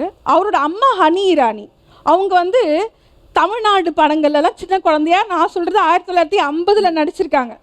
அந்த ஹனி இரானி சொல்கிறாங்க, இங்கு எனக்கு நடிக்க வரும்பொழுது என்னை குழந்தை நட்சத்திரமாக என்னை ரேப் பண்ணியிருக்காங்க பல பேர். ஹனி இரானி சொல்கிறாங்க. அப்போ அவங்களுக்கு அந்த படத்தை நடிக்கும் போது 5 வயசு 6 வயசு. அப்போது எல்லாமே நடந்துச்சு. இப்போ அதிகரிச்சும் இருக்குது. ஆனால் வெளியில் பேச ஆரம்பிச்சிருக்கோம். இதை நான் எப்படி பாசிட்டிவாக சொல்கிறதா இல்லை எனக்கு நெகட்டிவாக சொல்கிறதானே தெரியல. அதிகரிச்சிருக்கு, பேச ஆரம்பிச்சிருக்கோம். ஆனால் பேச ஆரம்பிக்கிறதுங்கிறதே ஒரு பெரிய விஷயமா இருக்குது. அப்போது எதனால இது நார்மலைஸ் பண்ணப்பட்டு தெரியுமா? அவங்க சொன்னாங்க, கெடுத்துட்டான் வார்த்தை. ஒரு ஆம்பளை தான் அவன் உன்னை ரேப் பண்ணுறான், அந்த ரேப்புக்கு வார்த்தை அவன் தான் சொல்லுவான். என்னென்னா கற்பழிக்கப்பட்டது, பாலியல் வன்கொடுமை. இன்னைக்கும் 100 தடவை எத்தனை அரசியல்வாதிக்கு பாடம் எடுத்தாலும் கற்பழிப்பு கற்பழிப்பு கற்பழிப்பு கெடுத்துட்டான், சீரடிச்சிட்டான். ரேப் ஷேம் அப்படின்ற ஒரு விஷயத்தோட ரேப்பை கொண்டு வந்துடுறாங்க. அசிங்கம், அவமானம். அவரை நினைக்கிறான் நான் என்ன பண்ணாலும் வெளியே சொல்ல மாட்டான். ஏன்னா கற்புங்கிற ஒரு இன்விசிபிள் விஷயத்து மேலே நான் அட்டாக் பண்ணுறேன். இல்லடா, நீ என் உடம்புல அட்டாக் பண்ணுற. It's a physical assault, murder, அடிதடி. இதெல்லாம் எப்படி எடுக்கிறோமோ அதே மாதிரி தான் ரேப்பை ஃபிசிக்கல் அசால்ட்னு தான் சொல்லணும். அடுத்ததா பத்மினி மேம் கிட்ட போகலாம். நீங்கள் மருத்துவத்துறை சார்ந்த நபர் அப்படின்றதுனால இந்த கேள்வி உங்ககிட்ட முன்வைக்கிறேன். இப்போ சமூகத்தில் நடக்கக்கூடிய இந்த பிரச்சனைகளை நீங்கள் எந்த விதத்தில் அணுகிறீங்க? உங்களுடைய பார்வை எப்படி இருக்கு? நான் ஒரு நிறுவனர் அப்படிங்கிறத தாண்டி நான் ஒரு அம்மா, என்னோட ஒரு 12 வயசு பொண்ணு இருக்கா. நான் இந்த மாதிரி விஷயங்கள் நடக்கும்போது இதை எப்படி பார்க்குறேங்கிறத நான் சொல்கிறேன். இங்கே பேசினவங்க நிறைய பேர் ரொம்ப கோவமாக பேசினாங்க. இது ஏதோ புதுசாக நடக்குது அப்படிங்கிற மாதிரி. இப்போ ஆப் வந்துருச்சு, இப்போ நிறைய கல்ச்சர் மாறிடுச்சு, பெண்களோட உடைகள் மாறிடுச்சு, உலகம் மாறிடுச்சு அப்படின்னு சொல்லி. நம்ம 90களில் வந்த படங்கள்லாம் பார்த்தீங்கன்னா, ஒருத்தர் இருப்பார், பொறுக்கி மாதிரி இருப்பார், அவர் ஒரு பொண்ணை பார்ப்பார், அந்த பொண்ணை கற்பழிப்பார், அப்புறம் அந்த பொண்ணை அவரை கல்யாணம் பண்ணிக்கும், அப்படியே அது வாழ்க்கை போகும். ஸோ இதெல்லாம் ரொம்ப நார்மலைஸ்டாக அந்த காலத்திலேருந்து சின்ன வயசுலேருந்து நம்ம பார்த்த விஷயங்கள். இப்போ கூட ஒரு சீரியலில் பார்த்தீங்கன்னா, ஒரு கணவர் இருப்பார், அவருக்கு வேற ஒரு பொண்ணு பிடிச்சிருக்கும். இந்த அம்மாவோட ஒரே வேலை அவரை திருத்தி வீட்டுக்கு கொண்டு வர்றது தான். அது இன்னைக்கு பார்க்கக்கூடிய சீரியல்ஸ். இன்னைக்கு வேணும்னா சீரியல்ஸ் வந்து நீங்களோ நானோ இவங்களோ பார்க்காம இருக்கலாம், ஆனால் அதை பார்க்கக்கூடிய பெண்களோட சதவீதம் இன்னமும் ரொம்ப அதிகமாக இருக்குது. அவங்க அதை பார்த்து இது ரொம்ப நார்மல் தான் போல இருக்குது, என் கணவர் ஏதாவது தப்பு பண்ணால் கூட நான் அவரை திருத்துறது தான் என் வேலை போல இருக்கு, ஆம்பளைங்கன்னா இப்படி தான் இருப்பாங்க, அவங்கள திருத்துறது என் வேலை அப்படின்னு நிறைய பெண்கள் இன்னும் நினைக்கிறாங்க. பெண் குழந்தைகள் அதை பார்த்து வளர்றாங்க. அது முதல் தவறு. அதே மாதிரி இன்னைக்கு ஆப் வந்துருச்சு, இன்ஸ்டாகிராம்ல சப்ஸ்கிரிப்ஷன் வந்துருச்சு, அதனால வந்து நிறைய பேர் அப்படி யோசிக்கிறாங்க அப்படின்னு சொல்றாங்க. அதையும் நான் ஒத்துக்க முடியாது. ஏன்னா அன்னைக்கு இதை பத்தி வெளியே யாரும் பேசல. போய் ஒரு பெண் குழந்தை அவங்க அம்மா கிட்ட சொன்னா கூட அமைதியாரு, உனக்கு ஒன்றும் தெரியாது, ஏன்னா அந்த குழந்தையோட ஃபியூச்சர் என்ன ஆகும் அப்படின்றது. ஆனால் இன்னைக்கு இருக்க பேரண்ட்ஸ் அப்படி ஒன்று நடந்ததுன்னா, அது டிரைவராக இருந்தாலும் சரி, வீட்டுக்குள்ளே இருக்கவங்களா இருந்தாலும் சரி, அதை வெளிப்படையாக சொல்கிறாங்க. ஒரு 60 வயது இருக்க ஒரு பெண் வந்து கற்பழிக்கப்பட்டா அதை வந்து அந்த விமன் வந்து வெளியே சொல்கிறாங்க, she is okay about it. இது வேற ஒருத்தருக்கு நடக்கக்கூடாது, நான் வெளியே வந்து சொல்றேன், இவனை கண்டிப்பா நம்ம வந்து பழி வாங்கணும், இவனை கண்டிப்பா வந்து அரசியல் போலீஸ் ஸ்டேஷன்ல ஒப்படைக்கணும் அப்படிங்கிற ஒரு தாட் ப்ராசஸ் இன்னைக்கு வளர்ந்துருக்கு. அதை நான் ஹெல்த்தியா தான் பாக்குறேன். ஸோ கிரைம் ரேட் பொறுத்த வரைக்கும் இன்னைக்கு அது ரெக்கார்ட் ஆகிற நம்பர்ஸ் மேபி ஹையரா இருக்கலாம். பட் சைலண்டா போயிட்டு இருந்த ஒரு 90ஸ்லயோ 80ஸ்லயோ இல்ல 2000ஸ்ல கூட ரொம்ப சைலண்டா போயிட்டு இருந்த ஒரு பஸ்ல, ஒரு சின்ன இடத்துல, ஒரு வீட்ல நடந்துட்டு இருந்த விஷயங்கள் இன்னைக்கு நல்லாவே மாறி இருக்கு. இன்னொரு விஷயம், ஒரு பெண்ணோட சேஃப்டியை வந்து நம்ம நைட்டு 10 மணிக்கு டிசைட் பண்றோம் அப்படிங்கிறது கிடையாது. வீடுகள்ல இருந்தே ஸ்டார்ட் பண்ணணும். அதை தாய் தந்தை, நான் தாயை மட்டும் சொல்ல மாட்டேன், தந்தை பெற்றோர்களுக்கு வந்து அது ஒரு பெரிய ரெஸ்பான்சிபிலிட்டி. இன்னைக்கு வந்து கருத்தரிப்பு மையங்கள்ல வந்து நிறைய பேர் குழந்தை வேணும் வேணும் வேணும்னு வந்து உட்கார்றாங்க. ஆனா எத்தனை பேருக்கு பேரண்டிங் தெரியும் அப்படின்னு தெரியல. அது பெண் குழந்தையா இருந்தாலும் சரி, ஆண் குழந்தையா இருந்தாலும் சரி, it's a project, it's a 20 years responsibility. அந்த குழந்தைய நல்லபடியா வளர்க்குறது, அந்த குழந்தைக்கு என்ன மாதிரி ரைட் எக்ஸ்போஷர் கிடைக்குது அப்படின்னு, வெற்றியா இருக்கணும், நிறைய பைசா சம்பாதிக்கணும் அப்படின்னு மட்டும் வளர்க்காம இன்னொருத்தவங்களோட உணர்ச்சியை புரிஞ்சுக்கணும், இன்னொருத்தவங்களோட ஒரு எமோஷனல் இன்டெலிஜென்ஸை புரிஞ்சுக்கணும் அப்படின்னு ஆண் குழந்தைகளை வளர்க்கணும், பெண் குழந்தைகளையும் வளர்க்கணும். ஸோ பெண்கள் வந்து வரக்கூடாது, அவங்க உடைகள் இந்த மாதிரி அடையணும், இல்லை வந்து அவங்க வந்து 10 மணிக்கு மேலே எங்கேயும் போகக்கூடாது அப்படிங்கிறத நம்ம திருப்பி திருப்பி திருப்பி நரேட்டிவாக சொல்கிறத விட்டுட்டு, ஐ திங்க் ஆண்களுக்கும் பெண்களுக்கும் நம்ம ஈக்குவல் தான். அவங்க ஜெண்டர் தான் வேற, அவங்க வேற ஒரு ஜெண்டர், பட் அவன் என்னோட தோழன், அவன் என்னோட தோழி அப்படின்னு பார்க்கக்கூடிய மனநிலை வீடுகள்ல இருந்தே ஆரம்பிக்கணும். அடுத்து வந்து ஆசிரியர்கள் ஆரம்பிக்கணும், பள்ளிகள்ல இருந்து ஆரம்பிக்கணும், கல்லூரிகள்ல இருந்து ஆரம்பிக்கணும். அப்ப மட்டும்தான் இது சேஞ்ச் ஆகும். Thank you ma'am. மேம் உங்ககிட்டே நான் வரேன். பிரச்சனைகள் பற்றி பேசியாச்சு. பல பிரச்சனைகள், எல்லா சைட்ல இருந்து பிரச்சனைகள், இதனால மட்டும்தான் இது நடக்குது, அதனால மட்டும்தான் இது நடக்குதுன்னு ஒரு குறிப்பிட்ட விஷயத்த நம்மளால சொல்லிட முடியாது அப்படின்றது நம்ம நல்லாவே தெரிஞ்சுக்கிட்டோம். முக்கியமாக இதுக்கு உண்டான தீர்வு எதன் மூலமாக நமக்கு கிடைக்கும்னு நினைக்கிறீங்க? ஒரு நிகழ்ச்சி நடக்கும் பொழுது, அந்த நிகழ்ச்சியில் பங்கெடுத்து கொள்ளும் பொழுது, அந்த நிகழ்ச்சி கொஞ்சம் பேரையாவது திருத்தணும், திருத்த வைக்கணும் அப்படின்றதான் என்னோட எப்பொழுதுமே உள்ள நோக்கமாக இருக்கும். எல்லாருமே சொசைட்டியில் பல பிரச்சனைகளை சந்திப்பவர்கள், பல பிரச்சனைகளை தெரிந்து கொண்டவர்கள், அதை தீர்க்க வேண்டும் என்று மிக மிக ஆதங்கமாக உள்ளவர்கள் தான் இங்கே எல்லாருமே பேசினாங்க. இல்லை 2 விதமான தீர்வுகளை நான் பார்க்குறேன். ஒன்று வந்து அவங்க சரியாக சொன்னாங்க, வீட்டில் உள்ள தீர்வு, இன்னொன்று நாட்டில் உள்ள தீர்வு. இப்போது மரியாதைக்குரிய வழக்கறிஞர் ஒன்று சொன்னாங்க, இதில் நான் என்னோடய பர்சனல் எக்ஸ்பீரியன்ஸில் நிறையா இதில் செய்திருக்கிறேன் அப்படின்றதுக்கு அவங்க சொன்னாங்க, ஒருத்தர் பாலியல் குற்றம் செய்து விட்டார், அவர் வந்து தண்டனை இருக்கிறது, ஆனால் அரசாங்க உத்தியோகத்தில் அவங்கள உடனே டெர்மினேட் பண்ண முடியாது, உடனே அவங்கள ட்ரான்ஸ்ஃபர் பண்ணுறாங்க. ஆனால் ரீசன் ஃபார் ட்ரான்ஸ்ஃபர் வந்து எழுதுறதில்லை அப்படின்னாங்க. இது புதுச்சேரியில் நான் துணைநிலை ஆளுநராக இருக்கும் பொழுது பல நேரங்களில் மறைக்கப்பட்டது இல்லை. இவர் ஏன் சஸ்பெண்ட் ஆனாருன்னா, பெண்கள் மீது முறைகேடாக நடந்து கொண்டதால் சஸ்பெண்ட் ஆனாங்கன்னு இந்த கையை வச்சே நான் எழுதியிருக்கேன். அப்போது அட்மினிஸ்ட்ரேஷனில் பெண்கள் அதிகமாக வரும்போது அதற்கு நிறைய தீர்வு கிடைக்கிது. இப்போ அந்த பாண்டிச்சேரி பொண்ணை கூட நான் சொன்னேன், நான் ரிசைன் பண்ணிட்டேன், அதுக்கு முன்னால் ஃபாஸ்ட் ட்ராக் கோர்ட்டு கேட்டேன், உடனே இம்மீடியட்டாக அதோட தண்டனை வரணும். அப்போது அதில் வந்து நாம் வந்து அதிகாரத்தில் இருக்கும்பொழுது ஒரு பிரச்சனை வரும்பொழுது 2 நாளைக்கு பயங்கர சென்சேஷனாக இருக்கும். நீங்கள் மீடியாவும் அதை 2 நாளாக போட்டு போட்டு போட்டு பண்ணவும் 2வது நாள் அது அப்படியே தூர்த்து போகும். அதுக்கப்புறம் அதை பெர்சீவ் பண்ணுறதும் கிடையாது. அதுக்கப்புறம் அடுத்து அதே மாதிரி ஒரு நிகழ்வு வரும்பொழுது தான் நாம் அதை பார்க்குறோம். ஸோ அரசாங்கம் இதை போன்ற பிரச்சனைகளை எப்படி அணுகுகிறது என்பது மிக முக்கியம். இதில் அதிகாரம் நிச்சயமாக இதில் ஒரு பங்கு இருக்கிறது. அதிகாரத்தை சார்ந்தவர்கள் ஒரு குற்றம் செய்யும் பொழுது அது மறைக்கப்படுவதும், மிகவும் விளிம்பு நிலை மக்களிடமிருந்து அந்த குற்றம் வரும் பொழுது அது அவர்கள் தண்டிக்கப்படுவதும் இன்றும் நடந்து கொண்டு இருக்கிறது. ஏற்கனவே நான் தெலுங்கானாவில் ஒரு சம்பவத்தை சொல்கிறேன். அதில் வந்து ஒரு அன்றைய ஹோம் மினிஸ்டரோட பேரன் ஒரு பெண்ணை பாலியல் பலாத்காரம் செய்து பெரிய பிரச்சனையாகி அந்த பொண்ணு வெளியே சொல்ல முடியாமல் இருந்தபோது எல்லாருமே அடக்கி வாசிக்கிறார்கள். ஏனென்றால் அது ஒரு பெண்ணிட ஹோம் மினிஸ்டரோட ரொம்ப பவர்ஃபுல் மினிஸ்டரோட அதிகாரத்தில் உள்ளவங்கன்னு. அப்போ இது எனக்கு தெரிஞ்ச உடனே நான் அடுத்த நாள் சொல்கிறேன், இதை மாதிரி எங்களுக்கு அந்த ஒரு பொண்ணு வந்து டிவியில் சொல்கிறா, எங்களோட வாய்ஸை கேட்குறதுக்கு யாருமே இல்லை அப்படின்னு. உடனே நான் ஒரு அறிவிப்பு கொடுக்குறேன், யாரெல்லாம் இப்படி சொல்லணும்னு நினைக்கிறீங்களோ நான் அடுத்த நாள் 4:30 மணிக்கு ராஜ்பவனுக்கு வரலான்னு ஒரு அறிவிப்பு கொடுக்குறேன். அதான் தெலுங்கானா முழுசாக மிக பிரபலமாக பேசப்பட்டது. நீங்கள் நம்ப மாட்டீங்க, 850 பெண்கள் வந்தார்கள். 850 பெண்கள் வந்தார்கள். அதில் நிறைய பிரச்சனைகள் சொல்கிறதுக்கு ரொம்ப நேரம் ஆகும். அப்போ அதிகாரத்தில் உள்ளவர்கள் எங்கோ ஒன்று நடக்குது, அன்றைக்கி எனக்கு அதுக்கும் சம்பந்தமே இல்லை, எங்கோ ஒன்று நடக்குது. அவங்க சொன்னாங்கல்ல எங்கோ ஒன்று நடக்குது, ஆனால் எனக்கு இதில் தீர்வு கொடுக்க முடியும்னா என்னால் தீர்வு கொடுக்க முடியும்னு பொது வாழ்க்கையில் இருக்கிற பெண்கள் ஒன்று நினைக்கணும். அதிகாரத்தில் மிக அதிகமாக வரும்பொழுது அதோட பிரதானமாக, ஏன்னா எதிரில் இருக்கும்போது அதிகாரம் இல்லை போது அதை அதிகமாக பேசுபவர்கள் அதிகாரத்திற்கு வந்த பின்பு இதை கையாண்டால் தனது அதிகாரத்திற்கு ஏதோ பிரச்சனை வரும் என்று தெரிஞ்சதுன்னா அதை அவர்கள் மறைத்து விடுகிறார்கள். இந்த எண்ணம் இருக்கக்கூடாது. நேற்றைய மதுரை ஹைகோர்ட் ரொம்ப அழகான ஒரு வார்த்தையை சொல்லியிருக்காங்க. தூத்துக்குடியில் ஒரு பக்கத்தில் விளையாடி கொண்டிருந்த 5 வயது 6 வயது 8 வயது 3 குழந்தைகளை ஒருவன் கொடுமையாக பாலியல் பலாத்காரம் செய்து கொண்டே இருக்கிறான். அதுக்கப்புறம் ஒரு குழந்தை பாட்டி தெரிந்து அதை திருநெல்வேலி கோர்ட் அவனுக்கு மரண தண்டனை கொடுக்குது. நேற்று உடனே அவன் மேல் அப்பீல் பண்ணுறான். நேற்று ஹைகோர்ட் மேடம்க்கு தெரியும். ஹைகோர்ட்டில் அதற்கு இல்லை, அவருக்கு மரண தண்டனை உறுதி செய்யும் பொழுது நீதிபதி ஒரு வார்த்தை சொல்கிறார். இதை குற்றம் என்று சொல்வதை விட அந்த குழந்தையின் அந்த இளமை பருவத்தையே குழந்தை பருவத்தையே நீங்கள் சிதைத்து விட்டீர்கள். இது ஒரு ஐசோலேட்டட் கேஸ் இல்லை. ஒரு குழந்தை எந்தெந்த வகையில் இப்படி வளரணுமோ அந்த குழந்தையை நீங்கள் சீரழித்து அந்த குழந்தைத்தன்மையை அந்த குழந்தையின் எதிர்காலத்தையும் நீங்கள் சீரழித்து விட்டீர்கள்ன்ற ஒரு வார்த்தையை சொல்கிறாங்க. எவ்வளோ பெரிய வார்த்தை தெரியுமா? இது நேரடியாக நடக்குது, மறைமுகமாக நடக்குது. நேரடியாக நடந்ததெல்லாம் இப்படி தெரிந்து கொண்டு இருக்கிறோம். ஆனால் மறைமுகமாக ஒவ்வொரு குழந்தையும் இதை போல ஒரு பிரச்சனையை சமாளிக்கிறாள். அதே நேரத்தில் வீட்டில் உள்ளவங்க எப்படி இதை பாதுகாக்க வேண்டுமென்னு எனக்கு கோயம்புத்தூரில் அந்த 10 வயது குழந்தை, இப்போ இந்த ஆட்சி வந்த உடனே முதல் பெரிய பிரச்சனை நம்ம சந்தித்தது. அந்த குழந்தைய அவன் பாலியல் பலாத்காரம் செய்கிறான், கொலை செய்கிறான்.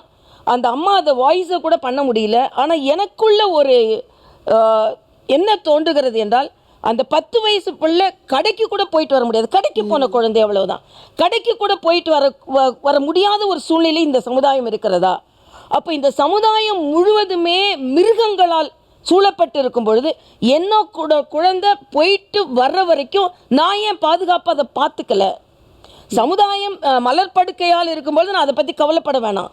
ஆனால் சமுதாயம் முழுவதும் மிருகங்கள் இருக்கும் பொழுது, ஒரு கவிதை கூட படித்தேன். நிறைய மிருகங்கள் எல்லாம் ஏன் கரோனா நேரத்தில் ரோட்டுக்கு வந்து விடுகிறது என்றால், மிருகங்கள் எல்லாம் மனித மிருகங்கள் எல்லாம் வீட்டில் அடைப்பட்டு கிடப்பதால் காட்டு மிருகங்கள் ரோட்டுக்கு வந்து விடுகிறது. நான் இந்த குற்றம் செய்வதை மிருகங்களுக்கு விட அதிக மோசமாக நான் மதிப்பிடுகிறேன். ஆனால் அந்த அடிக்கடி நான் ஒன்று சொல்வது உண்டு, பெண் குழந்தைகளோ சரி ஆண் குழந்தைகளோ சரி, கண்டித்து வளர்ப்பதை விட கண்காணித்து வளருங்கள். ஸோ இந்த 10 வயசு குழந்தை அங்கே கடைக்கு போச்சு, ஏன் வரல, என்ன வரல, அதுவும் ரெஸ்பான்சிபிலிட்டி. ஆனால் அவங்க சொன்ன மாதிரி இன்றைக்கி வேலைக்கு போக வேண்டிய பெண்கள் அதிகமாக இருக்கிறாங்க. ஆனால் நம்ம வீட்டில் என்னென்ன பிரச்சனைகளை எதிர்கொள்கிறோம், அது என்ன கரெக்ஷன். இப்போ நான் இதில் நம்ம நிறைய அட்மினிஸ்ட்ரேஷன் எல்லாம் பேசுகிறோம். ஆனால் சின்ன கரெக்ஷன், என்னோட குழந்தைய பார்த்துக்கிட்ட என்னை வளர்த்த பெரியவங்களை நான் முதியோர் இல்லத்தில் விட்டுறேன். அப்போது சின்ன சின்ன கரெக்ஷன் நம்மளோட வீட்டில் ஆரம்பிக்கும் போது, இப்போ அந்த குழந்தைக்கு பாதுகாப்பு இல்லை, அம்மா வெளியே போயிடுறா, தனியாக இருந்து எதையோ பார்க்கறது. ஆனால் அதே நேரத்தில் ஒரு கூட்டு குடும்பமாக வரும்பொழுது அதில் பல குற்றங்கள் குறைகிறது. நாட்டிலும் அதில் நிறையா சட்டங்களும் சரி பாதுகாப்பு இருக்கணும், வீட்டிலையும் சில நடவடிக்கைகள் அவளுக்கு பாதுகாப்பாக இருக்க வேண்டும் என்பது எனது கருத்து. நன்றி நன்றி மேம். அடுத்ததாக பத்திரிகையாளர் கவிதா மேம், நான் உங்ககிட்ட வரேன். பெண்களுக்கு நடக்கக்கூடிய பல பிரச்சனைகளை நம்ம பார்த்துட்டு இருக்கோம். இந்த பிரச்சனைகளுக்கு முக்கிய தீர்வாக என்ன இருக்கும் அப்படின்னு நீங்கள் நினைக்கிறீங்க?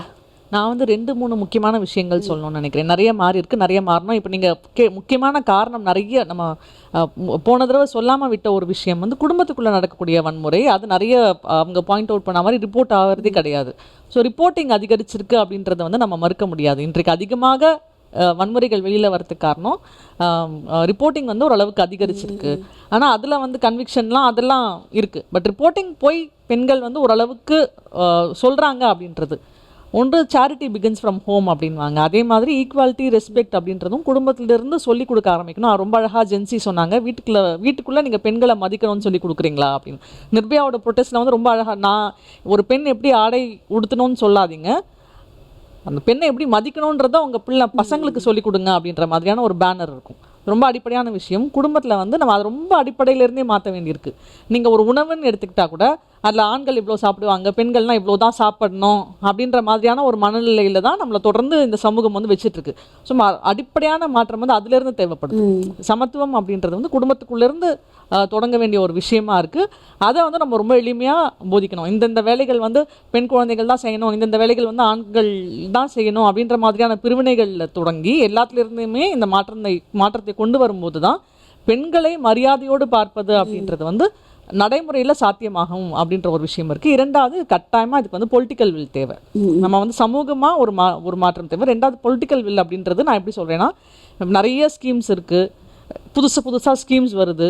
ஆனால் இருக்கிற ஏற்கனவே எக்கச்சக்கமாக சட்டங்களும் திட்டங்களும் இருக்கும்போது புதுசாக ஒன்று ஏன் எதிர்க்கு அப்படின்னு ஒரு கேள்வி வருது. பட் 1098 அப்படின்னு ஒரு இது இருக்குது. ஒரு குழந்தை வந்து நீங்கள் ஃபோன் பண்ணால் அது குழந்தைக்கு என்ன கம்ப்ளைண்ட்டோ அதை சொல்லும். அந்த மாதிரியான ஒரு ரொம்ப அழகான ஒரு ஸ்கீம். ஆனால் இப்போ அங்கே வந்து பணியாளர்கள் இருக்காங்களா, அவங்களுக்கு என்ன மாதிரியான சம்பளம் வழங்கப்படுது, அவங்களுடைய குறைகள் என்ன, ரொம்ப குறைவான பணியாளர்கள் தான் இப்போ அங்கே இருக்கிறது தான் நம்ம வந்து கேள்விப்படுறோம். ஸோ இப்போ இந்த மாதிரியான ஸ்கீம்ஸை வந்து நம்ம ப்ரிவென்ஷனை அட்ரஸ் பண்ணுறது ரொம்ப முக்கியம். நீங்கள் நிறைய என்னென்னவோ படையெல்லாம் கொண்டு வந்து குற்றங்கள் நடந்த பிறகு பார்க்கறத விட ஒரு பொலிட்டிக்கல் வில் அப்படின்றது குற்றம் நடக்காமல் தடுப்பதற்கு என்னெல்லாம் செய்யணும். அப்போ ஒரு குழந்தையோ ஒரு பெண்ணோ தைரியமாக தன்னுடைய கம்ப்ளைண்ட்டை சொல்வதற்கான ஒரு சூழலை உருவாக்கணும். அந்த கம்ப்ளைண்ட்டை ரிசீவ் பண்ணுறதுக்கான மெக்கானிசம் வந்து ரொம்ப ஸ்ட்ராங்காக இருக்கணும். இதெல்லாம் வந்து பொலிட்டிக்கல் வில் மூலமாக சாத்தியப்படும் நான் நினைக்கிறேன். ஸோ ரொம்ப அடிப்படையில் சமூகத்தில் ஒரு மாற்றம் வந்து அது உடனடியாக நடக்கணும்னு நான் எதிர்பார்க்கல. ஆனால் இன்றைக்கிலிருந்து ஆரம்பித்தா நிச்சயமாக ஏதாவது ஒரு காலகட்டத்தில் ஒரு 20 வருடங்கள் 30 வருடங்கள் நிச்சயமாக நடக்கும். சமூகத்தில் ஒரு மாற்றம் நடக்கணும். இன்னொரு பக்கம் பொலிட்டிக்கல் வில் வந்து எந்த டிஸ்கிரிமினேஷனும் இல்லாமல் இவங்க சொல்கிற மாதிரி காஸ்ட்ரேஷன் அப்படின்றத நம்ம ஒரு பனிஷ்மெண்ட்டாக முன் வச்சா கூட, தீர்வாக முன் வச்சா கூட யாராக இருந்தாலும் இது நடக்கும் அப்படின்ற மாதிரியான ஒரு சூழல் உருவாகணும். அதற்கு வந்து அவங்க வந்து பவர்ஃபுல்லாக இருக்காங்களா, இல்லை அவங்க கிட்ட காசு இருக்கா, இந்த மாதிரியான, இல்லை அவங்க வேறு வலிமையான ஜாதிய பின்புலத்திலேருந்து வராங்களா, இந்த மாதிரியான ஃபேக்டர்ஸ் எதுலேயுமே எடுக்காமல் நீங்கள் கடுமையான சட்டம் அப்படின்றது எல்லாருக்கும் பொதுவானதாக இருக்கும் அப்படின்ற ஒரு சூழல் ஏற்பட்டால் தான் இதெல்லாம் வந்து ஒர்க் அவுட் ஆகும். அந்த மாதிரியான ஒரு சூழலே இங்கே இல்லை அப்படின்றது தான் ரொம்ப மோசமான ஒரு விஷயம். So political will and social change இது ரெண்டும் ரொம்ப முக்கியம் நான் நினைக்கிறேன். அடுத்ததாக பத்மினி மேம் கிட்டே வர, நீங்கள் பேரண்டிங் அப்படின்ற ஒரு முக்கியமான விஷயத்தை இங்கே முன் வச்சிங்க. பேரண்ட் சைட்லேருந்து இந்த மாதிரி விஷயங்கள்லாம் நடக்காமல் இருக்க, இல்லை தன்னோட குழந்தைகளை எதிர்கொள்கிறதுக்கு என்ன மாதிரியான ஒரு முக்கிய விஷயங்களை குழந்தைகளுக்கு சொல்லித்தரணும்னு நினைக்கிறீங்க? ஐ திங்க் நான் சொன்னால் ரொம்ப ஃபன்னியாக இருக்கும். ஆனால் ஒருத்தர் வந்து தான் குழந்தை பெற்றுக்கலாம் அப்படின்னு முடிவு பண்ணுறாங்க இல்லையா, அப்போவே அவங்க நிறைய விஷயங்களை கற்றுக்கிட்டு அதுக்கப்புறமா அந்த முடிவுக்கு போகிறது பெட்டர்னு எனக்கு தோணுது. ஏன்னா சில சமயங்கள் இவங்கெல்லாம் எப்படி ஒரு நல்ல மதர் அண்ட் ஃபாதராக இருக்க முடியும் அப்படின்னு நிறைய பேர் வந்து நம்மளை ஆச்சரியப்பட வைப்பாங்க. ஏன்னா அவங்களுக்கே வாழ்க்கையில் இருக்கிற புரிதல் இருக்காது, அவங்களோட கண்ணோட்டம் டுவர்ட்ஸ் லைஃபே ரொம்ப மோசமாக இருக்கும். இப்போ இவங்க இந்த எல்லா ஸ்கில்ஸையும் அந்த குழந்தைக்கு சொல்லி கொடுக்க போகிறாங்க. பொம்பளைனா வந்து கால் மேலே கால் போட்டு உட்காரக்கூடாது, பொம்பளை பொண்ணு மேலே உட்காரக்கூடாது. இப்படி இருக்கக்கூடிய பெற்றோர்கள் எப்படிப்பட்ட ஒரு ஆண் பிள்ளையை வந்து வளர்ப்பாங்க? அவள் பொண்ணு தானே. இன்னைக்கு கூட வந்து பார்த்தீங்கன்னா ஆண் குழந்தைகளை உட்கார வச்சுட்டு ஒரு பொண்ணை வந்து நீ தோசை சுட்டு எடுத்துகிட்டு வந்து அவனுக்கு கொடு அப்படின்னு சொல்கிறவங்க இன்றைக்கும் இருக்காங்க. இதை நான் வந்து ரொம்ப பல காலத்துக்கு முன்னாடி இருந்தது கிடையாது, இன்றைக்கும் பெற்றவர்கள் அப்படி இருக்காங்க. ஸோ எனக்கு தெரிஞ்சு இது கேட்க ரொம்ப நகைச்சுவையாக இருந்தாலும் அந்த தகுதி இருந்தால் மட்டும்தான் இவங்க குழந்தை பெற்றுக்க முடியும் அப்படின்னு ஒரு சட்டம் கொண்டு வந்தால் ரொம்ப நல்லாயிருக்கும். But on top of it, சரி ஓகே குழந்தை பிறந்துருச்சு இப்போ என்ன பண்ணலாம் அப்படின்னு கேட்டிங்க அப்படின்னா, ஐ திங்க் இது ஒரு moral responsibility of a mother and a father. At least சரி இது வரைக்கும் எனக்கு அது அறிவு இல்லை, இப்போ என்னோட ரெஸ்பான்சிபிலிட்டி இருக்குது, இப்போவாவது அதை தெரிஞ்சுக்கிறது, அந்த குழந்தைகிட்ட பேசுறது. அது பாட்டு அது ஃபோனை பார்த்துட்டு இருக்கோம், இவங்க பாட்டு இவங்க ஃபோனை பார்த்துட்டு இருப்பாங்க, மொத்தமாக எல்லாம் டிவி ஓடிட்டு இருக்கோம். அப்படி வந்து இன்னைக்கு ஃபேமிலியோட ஹோல் கன்செப்டே மாறிடுச்சு. Nobody really CARES. அந்த குழந்தை எப்படியோ வளருது, அது எதையோ பார்க்குது, எதை பார்த்து வளருது ஐ டோன்ட் நோ. நான் வந்து நல்ல டிவி வாங்கி கொடுத்துருக்கேன், சின்ன குழந்தைக்கு ஐஃபோன் வாங்கி கொடுத்துருக்கேன், இன்டர்நெட் கனெக்ஷன் இருக்குது, நல்ல ஸ்கூலில் படிக்க வைக்கிறேன், என்னோட பொறுப்புகள் அவ்வளோதான் அப்படின்னு நினைக்கிறாங்க. முன்னாடி வந்து ஒரு பயங்கரமான பிக் ஃபேமிலிஸில் நம்ம வளர்ந்தோம், எல்லாரும் பார்த்துட்டு இருந்தாங்க இந்த குழந்தை என்ன பண்ணுது, அதனோட பிஹேவியரில் சேஞ்ச் இருக்கா, அந்த பையன் பிஹேவியரில் சேஞ்ச் இருக்கா, அவன் எப்படி இன்னொரு பொண்ணை பார்க்குறான் அப்படின்னு நிறைய பேர் பார்த்துட்டு இருந்தாங்க. பட் இன்றைக்கி அப்படி இல்லை. நியூக்ளியர் ஃபேமிலியில் ஒரு வீட்டில் வந்து குழந்தை ஸ்கூல்லேருந்து வந்து ஒரு 3:30 மணி 4 மணிக்கு இருக்குது, அது என்ன டிவி பார்க்குது, அது என்ன ஃபோனில் பார்க்குதுன்னு பெருசாக நமக்கு வந்து அந்த கண்காணிக்கிற இது இல்லை. ஏன்னா பெற்றவர்களே வேலைக்கு போயிட்டு ரொம்ப டயர்டாக வீட்டுக்கு வராங்க, அவங்க போய் தூங்குறதுக்கே அவங்களுக்கு டைம் சரியாக இருக்குது.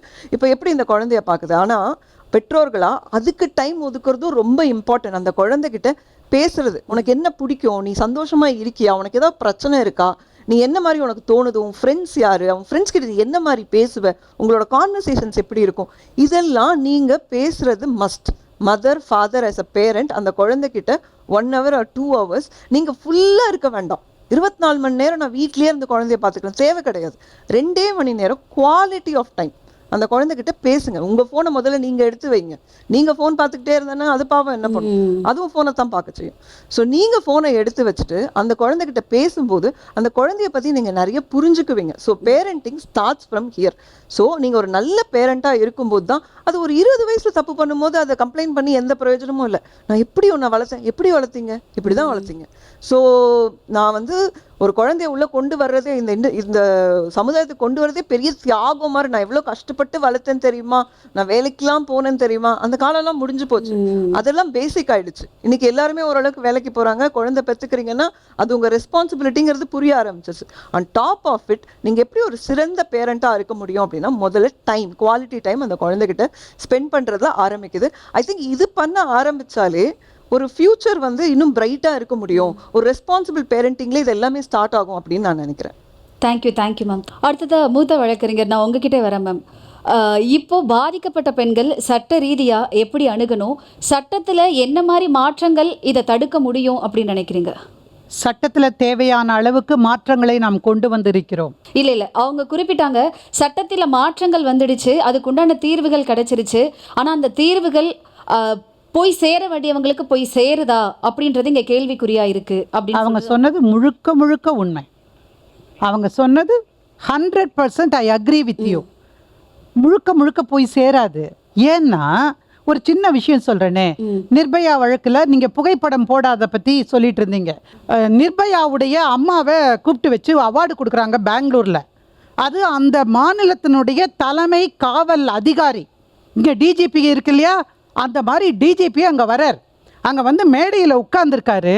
ஏன்னா நிர்பயா புகைப்படம் பார்க்கல, அவர் மேலேயும் கீழேயுமா அப்படி பார்க்கிறார், இப்படி பார்க்கிறார், அப்படி பார்க்கிறார்.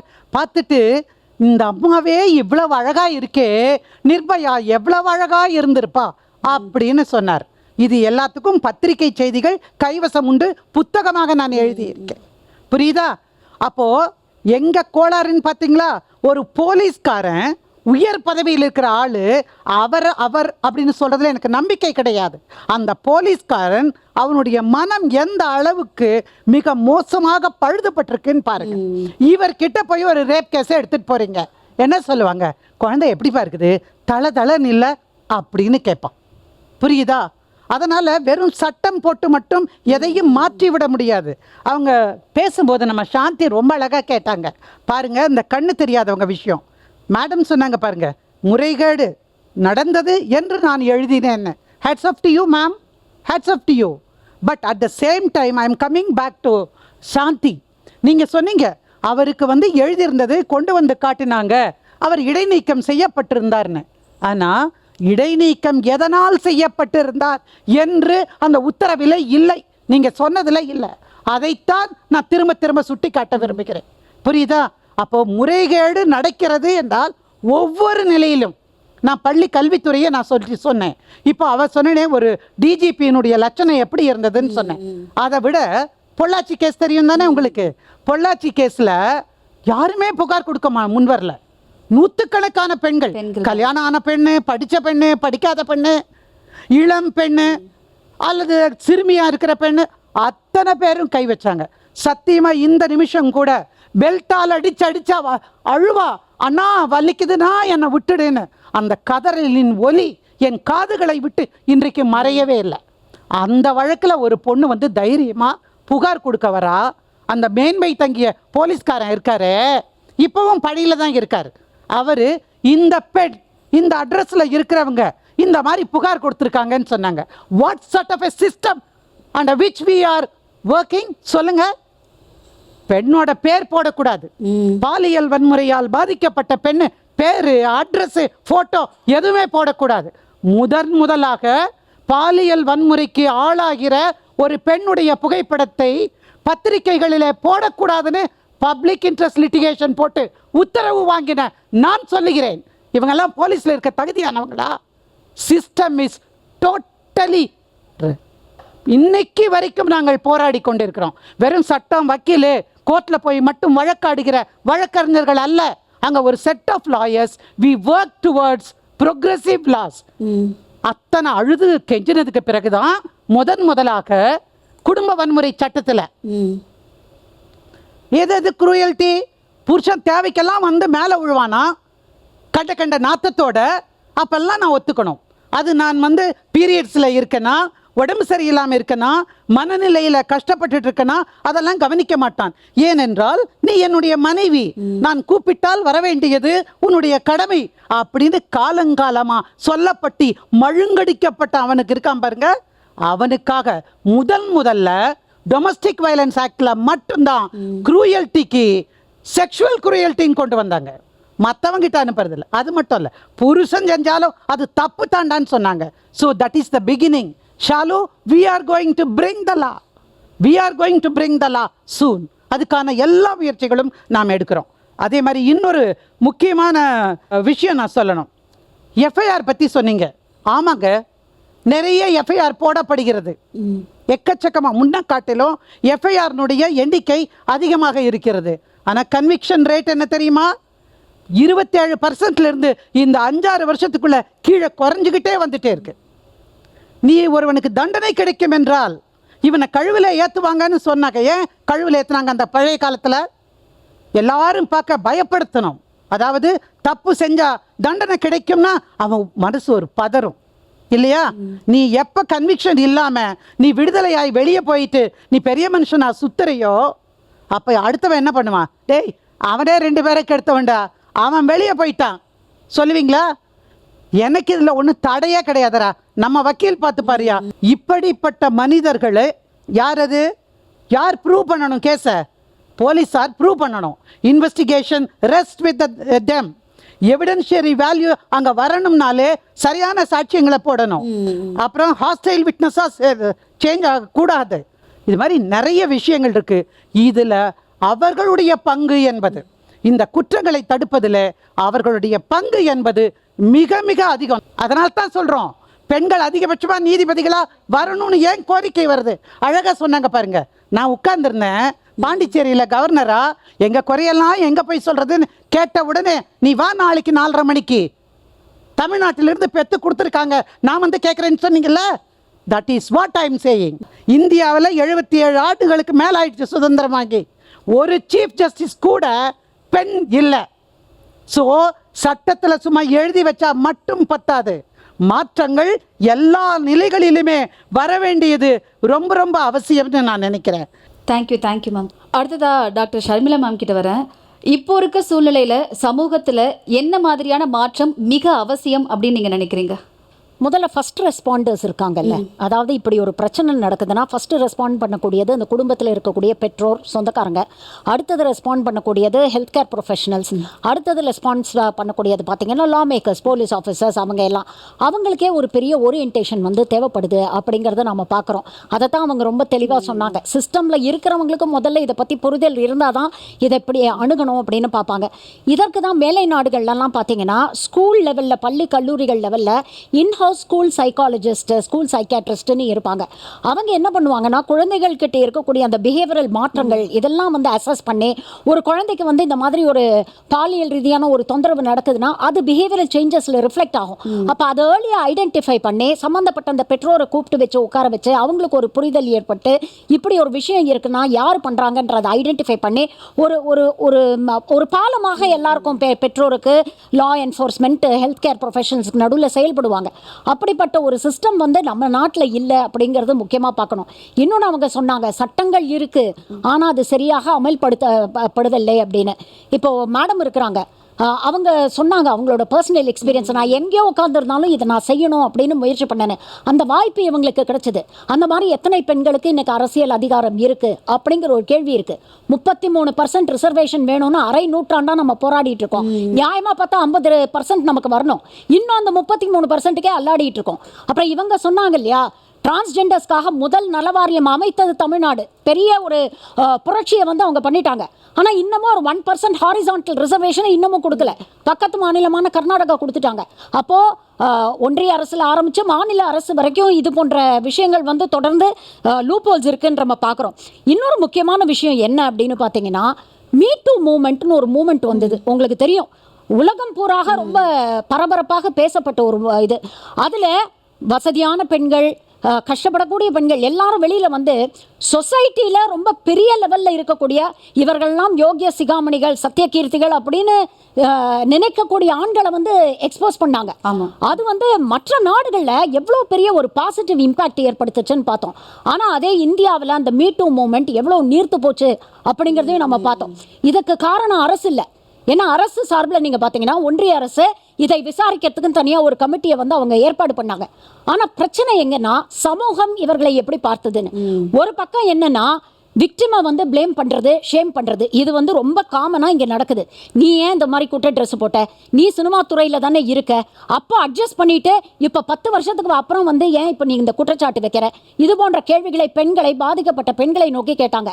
அதே நேரத்தில் எந்த ஆண்கள் இந்த பாதிப்பை ஏற்படுத்தினாங்களோ அவங்கள நோக்கி ஒரு கேள்வி கூட வரல. மாறாக அவர்களுடைய பின்புலம் என்ன, அவங்க எந்த சாதியை சேர்ந்தவங்க, எந்த சமூகத்தை சேர்ந்தவங்க, எந்த பொலிட்டிக்கல் பார்ட்டியோட அவங்களுக்கு அஃபினிட்டி இருக்குது, இதெல்லாம் வச்சு தான் ஒரு ஆணை குற்றவாளியாக இல்லையா அப்படிங்கிறத டிசைட் பண்ணுறாங்க. இன்னைக்கு கூட இந்த மீ டூ மூமெண்ட்ல குற்றம் சாட்டப்பட்ட பல ஆண்கள் பார்த்தீங்கன்னா சமூகத்தில் ரொம்ப பெரிய மனுஷனாக தான் உலாவிக்கிட்டு இருக்கிறாங்க. ஆனால் குற்றம் வைத்த பெண்கள் இன்னைக்கு ஓரமாக ஒதுக்கப்பட்டிருக்கிறாங்க அப்படிங்கிற விஷயத்தையும் நம்ம பார்க்கணும். இன்னைக்கு நாட்டில் இருக்கக்கூடிய அவலம் என்னன்னா, ஒலிம்பிக்ல பதக்கம் பெற்ற வீராங்கனைகள் எங்களுக்கு நியாயம் வேணும்னு கொண்டு போய் அந்த பதக்கத்தை கங்கையில் போடுறோம்னு நின்று போராடினாங்க. என்ன நியாயம் கிடைச்சது அவங்களுக்கு? அப்போ இது எல்லாத்தையுமே நம்ம பார்க்கணும். இது ஒரு கலெக்டிவ், இவங்க மட்டும்தான் ரெஸ்பான்சிபிள் அவங்க அப்படின்னு நம்ம பெயிண்ட் பண்ண முடியாது. இது எல்லாத்தையும் தாண்டி பெண்களுக்கு, சமூக தளத்தில் இயங்கக்கூடிய பெண்களுக்கு, அரசியல்வாதிகளாக இருக்கலாம், சோஷியல் ஆக்டிவிஸ்டாக இருக்கலாம், எல்லாருமே இருக்கலாம். இப்போ ஒரு நாட்டுடைய பாதுகாப்பு சம்மந்தப்பட்ட விஷயம், டிஃபென்ஸ் சம்மந்தப்பட்ட விஷயம்னா எல்லாரும் ஒரே நேர்கோட்டில் நிற்கிறோம் இல்லையா? எங்களுடைய நாட்டுடைய பாதுகாப்பை நாங்கள் விட்டு கொடுக்க மாட்டோன்னு எந்த வெவ்வேறு கட்சிகளாக இருக்கலாம், வெவ்வேறு கொள்கைகளாக இருக்கலாம், நேர் எதிரிகளாக இருக்கலாம், எல்லாரும் ஒரே நேர்கோட்டில் நிற்கிறோம். ஆனால் பெண்களுடைய பாதுகாப்பு, குழந்தைகளுடைய பாதுகாப்புன்னு வந்தால் அது ஏன் வரமாட்டேங்குது? மேடம் ரொம்ப அழகாக சொன்னாங்க, செலக்டிவ் அவுட்ரேஜ் இருக்குது. அவங்க கட்சியை சார்ந்த ஆண்கள் வாய் முடிட்டு பேசாம இருந்துறாங்க. மற்ற கட்சியை சார்ந்த ஆண்கள் அப்படின்னா வெகுண்டு எழுந்து வந்து நீதி கேட்கக்கூடிய விஷயங்கள், அவலங்கள், இது அக்ராஸ் பார்ட்டிஸ் நடக்குது. எந்த ஒரு ஸ்பெசிபிக் பார்ட்டியும் நான் சொல்ல விரும்பல. இதெல்லாம் என்னைக்கு மாறுது? பெண்கள் கையில என்னைக்கு அரசியல் அதிகாரம் வருது? பெண்கள் எப்ப லா மேக்கர்ஸா மாற போறாங்க? பெண்களுக்கான சட்டங்களை பெண்கள் இயற்றணும். இன்னைக்கும் பெண்களுக்கான சட்டங்களை ஆண்கள் தான் இயற்றிட்டு இருக்காங்க. அவங்களுக்கு புரியாது இங்க இருக்கக்கூடிய பிராக்டிகல் இஷ்யூஸ் என்ன, பிரச்சனைகள் என்ன அப்படிங்கிறது அவங்களுக்கு முழுசா தெரிஞ்சிருக்க வாய்ப்பு இல்லை. அப்ப பெண்கள் கையில என்னைக்கு அதிகாரம் வருகிறதோ, பெண்களுக்கு என்னைக்கு வந்து நீங்கள் வெறும் எஜுகேஷனல் எம்பவர்மெண்ட், எக்கனாமிக் எம்பவர்மெண்ட்னு இல்லாமல் பொலிட்டிக்கல் எம்பவர்மெண்ட் என்னைக்கு பெண்கள் கையில் வருதோ அன்னைக்கு இது போன்ற விஷயங்கள் மாறுறதுக்கான வாய்ப்புகள் இருக்குது. நன்றி மேம். அடுத்தது திருமதி சாந்தி மேம் கிட்ட நான் போகிறேன். இப்போ இருக்க சூழ்நிலையில் அதே கேள்வி தான் உங்ககிட்டே நான் முன்வைக்கிறேன். ஒரு கம்யூனிஸ்ட் சிந்தனையாளராக என்ன மாற்றம் மிக முக்கியம், மிக அவசியம்னு நீங்கள் பார்க்குறீங்க? சுரண்டலற்ற சமுதாயம் வேணும். பாலியல் ரீதியான சுரண்டல், உழைப்பு சுரண்டல் எல்லாமே எதை அட்ஜஸ்ட் பண்ணிட்டு போனாதான் வேலை கிடைக்கும். அட்ஜஸ்ட் பண்ணிட்டு போனாதான். நான் இஎஸ்ஐ ஹாஸ்பிட்டலில் ஒர்க் பண்ணியிருக்கேன் 22 இயர்ஸ். நிறைய ஃபேக்ட்ரிஸில் என்ன நடக்குதுன்னு தெரியும். அட்ஜஸ்ட் பண்ணாதான் கரெக்டான தேதிக்கு சம்பளம் வரும். இல்லாட்டி 15 நாள் ஆகும், வருவேன் நான் போடுறேன் இந்த மாதிரி. ஸோ எல்லா விதங்களும் அதில் இருக்குது. ஸோ உழைப்பு சுரண்டல், பாலியல் ரீதியான சுரண்டல், இது எல்லாமே வந்து உடல் ரீதியான சுரண்டல் எல்லாம் சுரண்டலற்ற சமுதாயம் வேணும். இதற்கு வந்து சமுதாயத்தில் நிறைய மாற்றம் வேணும்னு சொல்கிறாங்களே. பெண்களுக்கு நம்ம எப்படிலாம் உதவலாம் அப்படின்னு பார்க்கும்பொழுது, பெண்களுக்கு வந்து ஒரு கம்யூனிட்டி கிச்சன், வீட்டுக்கு வேலைக்கு போகணும், அதுக்கப்புறம் ட்ராவல் டைம் இருக்குது, திருப்பி வந்தவொன்னா டயர்டாக இருப்பாங்க. மேடம் கூட சொன்னாங்க எப்படி குழந்தைய வந்துட்டு பார்ப்பாங்க, டேக் கேர் பண்ணுவாங்க அப்படின்னு. அப்படி இருக்கும்போது வீட்டில் வந்து சமைக்கணும், துணி துவைக்கணும், தண்ணி பிடிக்கணும், ரேஷன் கார்டு எல்லாமே பண்ணணும். அப்படி இருக்கும் பொழுது பெண்களுக்கு அரசாங்கமே கம்யூனிட்டி கிச்சன் மாதிரி வைக்கலாம், ஒரு சமையல் அறை மாதிரி வைக்கலாம், குழந்தைங்களை பார்த்துக்கிறதுக்கு டே கேர் சென்டர். ஏன்னா இப்போ பார்த்தீங்கன்னா இங்கே இருக்கின்ற ஆளுமைகள் கூட குழந்தைங்களை போய் பிக்கப் பண்ணிட்டு வரணுங்கிறது அந்த டென்ஷன்ல இருக்கிறத நம்ம பார்க்குறோம். ஸோ அப்போ பெண்களை குழந்தைங்களை பார்த்துக்கிறதுக்கு, ஆண் குழந்தையா இருந்தாலும் சரி பெண் குழந்தையாலும் சரி, பார்த்துக்கிறதுக்கு ஒரு குழந்தைங்களுக்கான சென்டர், டே கேர் சென்டர் மாதிரி. அதே மாதிரி பெண்களுக்கு இருக்க மற்ற பிரச்சனை, வயசானவங்களை பார்த்துக்கணும். அந்த வயதானவர்கள், எல்டரி பர்சனை பார்த்துக்கிறதுக்கு சமூக அமைப்பிலேயே community kitchen, community day care centre, community laundry, அந்த மாதிரியான ஒரு அமைப்பை வந்து அரசாங்கம் ஏற்படுத்த வேண்டும். அடுத்து வந்து நம்ம வந்து சிங்கப்பெண் அதிரடி படை வச்சிருக்காங்க, நல்ல விஷயம். அதற்காக அதிகாரம் கொடுக்கணும், பணம் கொடுக்கணும், நிதி கொடுக்கணும். வெறும் பேப்பரில் எழுதி வச்சா மட்டும் போதாது. ஸோ அப்போ வந்து முக்கியமாக டைம் லைனில் இது முடிக்கணும். சட்டங்கள் இருக்கிறது, ஆனால் ஒரு ஃபிக்ஸட் டைம் கிடையாது. இப்போ நம்ம முகலிவாக்கத்தில் தஷ்வந்தின்னு ஒருத்தர் வந்தாப்புல, அவர் வந்து இந்தியா ஹைகோர்ட் வந்து அவருக்கு வந்து மரண தண்டனை விதித்தது. அதுக்கப்புறம் வெயில் லெவலில் வந்து அவர் அங்கே அம்மாவையே கொலை பண்ணார், அவ்வளோ நல்லவர் அவர். அதுக்கப்புறம் திருப்பி சுப்ரீம் கோர்ட் வந்து அவருக்கு எந்த எதுவும் இல்லைன்னு சொல்லி ரிலீஸ் பண்ணிட்டாங்க. அப்போது சட்டங்கள் இருக்குது, ஆனால் அது டைம் லைனும் சரியாக ஃபிக்ஸ் பண்ணப்போ டைம் லைன் ஃபிக்ஸ் பண்ணணும், அதை வந்து சரியான கண்ணோட்டத்தில் அதை செய்ய வேண்டும் அப்படிங்கிற மாதிரி இருக்குது. இன்னொன்று வந்து ரொம்ப முக்கியமான என்னென்னா பப்ளிக் ஸ்பேஸில் எங்களுக்கு வந்து பாதுகாப்பு வேணும். தமிழ்நாடு பெண்கள் நிறைய படிக்கிறாங்க, கிராஸ் என்ரோல்மெண்ட் ரேஷ் அதிகமாக இருக்குது, லேபர் பார்ட்டிசிபேஷன் ரேட் அதிகமாக இருக்குது, ஃபைன். ஆனால் போயிட்டு வரதுக்கு பப்ளிக் ஸ்பேஸ் எங்களுக்கு வேணும். சரி, ஏன் அரசாங்கத்திலேயே இந்த நிகழ்ச்சி மூலமாக கூட நான் சொல்கிறேன், அரசாங்கம் எல்லா டாக்ஸி ஆட்டோல எல்லாம் ஜிபிஎஸ் வைக்கணும். அரசாங்கமே ஓலா ஊபர் மாதிரி ஒரு பிரைவேட் ஆப் ஏன் கவர்மெண்ட்டே வைக்கக்கூடாது? அப்போ பெண்கள் மூவ் பண்ணுறதுல ஒரு ட்ரேசபிலிட்டி இருக்கும் இல்லையா? ஸோ அப்போ இந்த மாதிரியான விஷயங்கள் வந்து பெண்கள் வந்து தைரியமாக போகிறதுக்கு, வெளியில் போகிறதுக்கு, படிப்பதற்கு, எக்ஸ்ட்ரா கிளாஸஸ் அட்டன் பண்ணுறதுக்கு, இது எல்லாமே வந்து ஒரு பாதுகாப்பை வந்து அரசு என்ஷூர் பண்ணணும். ஒரு பிரைவேட்டில் இருக்கிறவங்க ஒரு ஆப் வச்சு ஒரு டிரான்ஸ்போர்ட் பண்ணும்போது ஏன் அதை கவர்மெண்ட் பண்ண முடியாது? ஸோ இதெல்லாம் ரொம்ப எளிமையாக பண்ணக்கூடியது. மாண்பு முதல்வர் அவர்கள் அதெல்லாம் பண்ணுவாங்கன்னு சொல்லி நினைக்கிறோம். அது மாதிரி ஒவ்வொரு நிறுவனத்திலும் கல்வி நிறுவனம் பற்றிலாம் பேசினோம். கல்வி நிறுவனம் மட்டுமல்ல, இன்டர்னல் கம்ப்ளைண்ட் கமிட்டி அப்படின்னு ஒன்று உட்புகார் குழுன்னு வைக்கணும்னு இருக்கு. ஆனால் அது பல இடங்களில் இல்லை, ஈவன் மருத்துவக் கல்லூரியிலும் இல்லை. அதுக்கெல்லாம் பல பிரச்சனைகள் வந்ததுக்கப்புறம் வைக்கிறாங்க. பட் அரசாங்கம் வந்து எல்லா இடத்துலையும் இருக்கான்னு பார்க்கணும். ஆனால் அது மட்டுமே போதாது. ஏன்னா இன்டர்னல் கம்ப்ளைண்ட் கமிட்டி உட்புகார் குழு என்பது ஒரு பிரச்சனை வந்ததுக்கப்புறம் போய் கம்ப்ளைண்ட் பண்ணுறது, அதை விட பெட்டராக அது வேணும். அதுக்கு ஈக்குவலண்ட்டாக இன்னொரு பெட்டராக என்ன வேணும்னா, ஒவ்வொரு கல்வி நிறுவனத்திலும் வேலை நிறுவனத்திலும் பாதுகாப்பு குழு அப்படின்னு வைக்கணும். கல்வியிலும் வந்து மிக முக்கியமாக வயதுக்கேற்ற பாலியல் கல்வி என்பதை அறிமுகப்படுத்த வேண்டும். அது மாதிரி ஒன் ஸ்டாப் சென்டர் இருக்கிறது. ஸோ இது மாதிரி பல்வேறு விஷயங்கள் வந்து எளிதாக செய்ய வேண்டிய அவசியம் இருக்கிறது. இதெல்லாம் செய்யணும். அதிகாரத்தில் வந்து வரது பற்றி டாக்டர் ஷர்மிளாவும் சொன்னாங்க. ஸோ 33% ரிசர்வேஷன் வரும் ஆனால் வராது என்ற மாதிரி இருக்கிறது. இப்பொழுது வந்து அதற்கான சங்கிலி, பெண்களுக்கான அதிகாரம் இருந்தால் தான் செய்ய முடியும், ஆனால் அதிகாரத்தை கொடுக்க மாட்டாங்க. புதிதாக வைக்கப்பட்ட சங்கிலி வந்து மக்கள் தொகை, சென்சஸ் வேணும், டீலிமிட்டேஷன், இதெல்லாம் புதிய வார்த்தைகள். திடீர்னு ஒன் ஃபைன் டே வந்து சென்சஸ் இருந்தால் தான் உனக்கு பார்ப்பேன் அப்படின்னாங்க. இருக்கிறதுல கொடுங்கப்பா, அப்புறம் நிறையா இருந்தால் நிறையாத்துல கொடுங்க, இல்லை கம்மியாக இருந்தால் கம்மியாக கொடுங்கப்பா அப்படின்ற மாதிரி இருக்குது. ஆனால் இந்த வரப்போகிற பாராளுமன்றத்தில் அதோடைய திருப்பியும் அது இது பண்ணு, அதுக்காக நாங்கள் ஜந்தர் மந்தர்லையும் போராட்டம் நடத்துவதற்காக இருக்கின்றோம். ஆக பெண்களுக்கு அதிகாரம் வேணும் என்பது ரொம்ப முக்கியம். அந்த மிக முக்கியமாக சமுதாய மாற்றம் தேவைப்படுகிறது. சமூக பொருளாதார பிரச்சனைகளை சரி செய்ய வேண்டும். ஒரு சுரண்டலற்ற சமுதாயம், ஒரு சோசியலிச சமுதாயம் தான் நிரந்தர தீர்வாக இருக்க முடியும். அது ஒரே நாளில் வராது. அதை நோக்கிய பயணத்தில் இப்போ என்ன பண்ண முடியுமோ டிரான்சிஷன் பீரியட்ல அதை செய்யணும். நன்றி மேம். அடுத்த பேராசிரியர் ஜென்சி, நான் உங்ககிட்ட முன் வைக்கிறேன். உங்களுடைய பார்வையில் என்ன மாற்றம் மிக முக்கியம், மிக அவசியம்னு நினைக்கிறீங்க? ஸோ என்னுடைய பார்வைன்னு பார்த்தீங்கன்னா, எல்லாருக்குமே வாழ்க்கையில் ஒரு தொடக்கம் வந்து பள்ளி காலம்தான். ஸோ அங்கே பார்த்தீங்கன்னா பள்ளிகளில் வந்து நிறைய பெண்களுக்கெல்லாம் வந்து அதுக்குன்னு ஒரு பொறுப்பான ஒரு ஆசிரியர் இருப்பாங்க. அவங்களுக்கு எதாவது பிரச்சனைனா அங்கே போய் கம்ப்ளைண்ட் பண்ணலாம் அப்படின்றது கல்லூரிகளில் தான் இருக்குது. பள்ளி காலங்களில் அது கண்டிப்பாக கிடையாது. இப்போ பார்த்திங்கன்னா நம்ம ரீசெண்டாக நிறைய கேசஸ் எங்கே பார்க்குறோன்னா பள்ளிகளில் தான் ஏற்படுது. இது பெண்ணாக இருந்தாலும் சரி, திருநங்கையாக இருந்தாலும் சரி. அதனால் எஜுகேஷன் சிஸ்டத்தையும் இன்னும் கொஞ்சம் மாற்றினா நல்லாயிருக்கும். நீங்கள் பார்த்தீங்கன்னா இப்போ மேடம் சொன்ன மாதிரி அந்த ரேப் பண்ணுறது அப்படின்ற விஷயம் மட்டும்தான். ரேப்புன்னா அதை நம்ம தெரிஞ்சுக்கிறோம், அது வேறு மாதிரி எப்படி யூஸ் பண்ணலான்ற விஷயம் கூட பள்ளியில் படிக்கிற பிள்ளைகளுக்கு இன்றைக்கு வரைக்கும் அது தெரியாமல் தான் இருக்குது. அது எத்தனை பேருக்கு தெரியும்? ஏன்னா அவங்களுக்கு குழந்தைகள் அப்படின்னு சொல்லி நம்ம அவங்களுக்கு எதுவுமே சொல்ல மாட்டோம். ஆனால் மேலை நாடுகள்லாம் பார்த்திங்கன்னா அவங்க குழந்தையிலிருந்தே அவங்களுக்கு வந்து சின்ன சின்ன விஷயங்களை அவங்களுக்கு சொல்லி குறிப்பிட்ட வயசில் அவங்கள வந்து தனியாக வச்சு நீ உன் வாழ்க்கையை நீ தான் வாழ்ந்துக்கணும் அப்படின்ற ஒரு தைரியத்தை அவங்க கொடுக்குறாங்க. நம்ம கொடுக்குறோமா அப்படின்றது இன்றைக்கி வரைக்கும் அது கேள்விக்குரியதாக இருக்குது. அடுத்து பார்த்திங்கன்னா எஜுகேஷன் கூடவே அவங்களுக்கு ஒரு பாதுகாப்பு பயிற்சிகளை கொடுக்கலாம். நம்ம வந்து ஆண், பெண், திருநங்கை அப்படின்ற 3 பிரிவுகளை தகர்த்து முதல்ல நம்ம எல்லாம் ஒரு மனுஷால் அப்படின்றத நம்ம எல்லாரும் புரிஞ்சுக்கணும். அடுத்து பார்த்திங்கன்னா காலேஜ் எஜுகேஷன் வந்தீங்கன்னா எஜுகேஷனில் இன்னும் கொஞ்சம் நல்ல இந்த மாதிரியான அந்த சின்ன சின்ன வயசில் ரேப் பண்ணுற அந்த விஷயங்கள் எல்லாம் இன்னும் அதை பெரிய விஷயமா பேசுகிறதுக்கு எஜுகேஷனில் பாடத்திட்டங்களில் கொண்டு வரணும் மேம். அது கண்டிப்பாக தேவை. நீங்கள் பார்த்தீங்கன்னா ஸ்கூல் எஜுகேஷன் பார்த்தீங்கன்னா ஆண் பெண்ணுன்னா அந்த ஆண் உறுப்பையும் பெண் உறுப்பையும் வச்சு எக்ஸ்ப்ளனேஷன் பண்ணுவாங்க. அவங்க குரோமோசோம் என்ன, அந்த மாதிரி விஷயங்கள் தான் சிம்பிளாக முடிஞ்சு போகுது. ஸோ இவங்களுக்கு இந்த எண்ணங்கள்லாம் மாற்றுறதுக்கு எல்லாருமே சமம் அப்படின்ற ஒரு விஷயத்தை நம்ம வந்து கல்வியோடு கொடுக்கணும். முதல் விஷயம் பார்த்தீங்கன்னா எஜுகேஷனில் சேஞ்சஸ் இருக்கணும். அவங்களுக்கு பெண்களுக்கு குறிப்பாக வந்து பெண்கள்னு கிடையாது, யாராக இருந்தாலும் ஒரு பாதுகாப்பு பயிற்சி அவங்களுக்கு கொடுக்குறது. அதன் மூலமாக அவங்க வந்து ஒரு தன்னை காப்பாற்றிப்பாங்க. திருநங்கைகள் செக்ஷுவல் ஒர்க்ஸ் பண்ணும் பொழுது அவங்களுக்கு நிறைய பிரச்சனைகள் இருக்குது. அதுக்கு அவங்க அந்த மாதிரி பிரச்சனை அங்கே ஏற்பட்டால் அவங்கள பாதுகாக்கிறதுக்கோ அந்த பிரச்சனை எதிர்த்து கேள்வி கேட்குறதுக்கோ இன்றைக்கி யாருமே கிடையாது. அப்படியும் அதை மீறி அவங்க போலீஸ் ஸ்டேஷன் போனாங்கன்னு வச்சுங்களேன், நீ ரோட்டில் நின்று செக்ஷுவல் ஒர்க்ஸ் தானே பண்ண, உனக்கு என்ன நியாயம் வேணும் அப்படின்னு கேட்குற காவலர்கள் தான் இன்னைக்கு வரைக்கும் இருந்துட்டு இருக்காங்க. அப்போது காவலர்களுக்கு ஒரு அவேர்னஸ் கொடுக்கணும். இது ஒரு பெண்ணாக இருந்தாலும் இப்படி தான் நடக்குது இல்லையா? எனக்கு தெரிஞ்சு ஒரு நடந்த விஷயம், என்னோட ஒரு திருநங்கை ரோட்டில் நின்று செக்ஷுவல் ஒர்க்ஸ் பண்ணுறாங்க. நம்ம எல்லாம் நினைக்கிறோம் அவங்க அழகாக இருக்காங்க, ரோட்டு ஓரமாக நின்று செக்ஷுவல் ஒர்க்ஸ் பண்ணி நல்லா சம்பாதிக்கிறாங்கன்னு.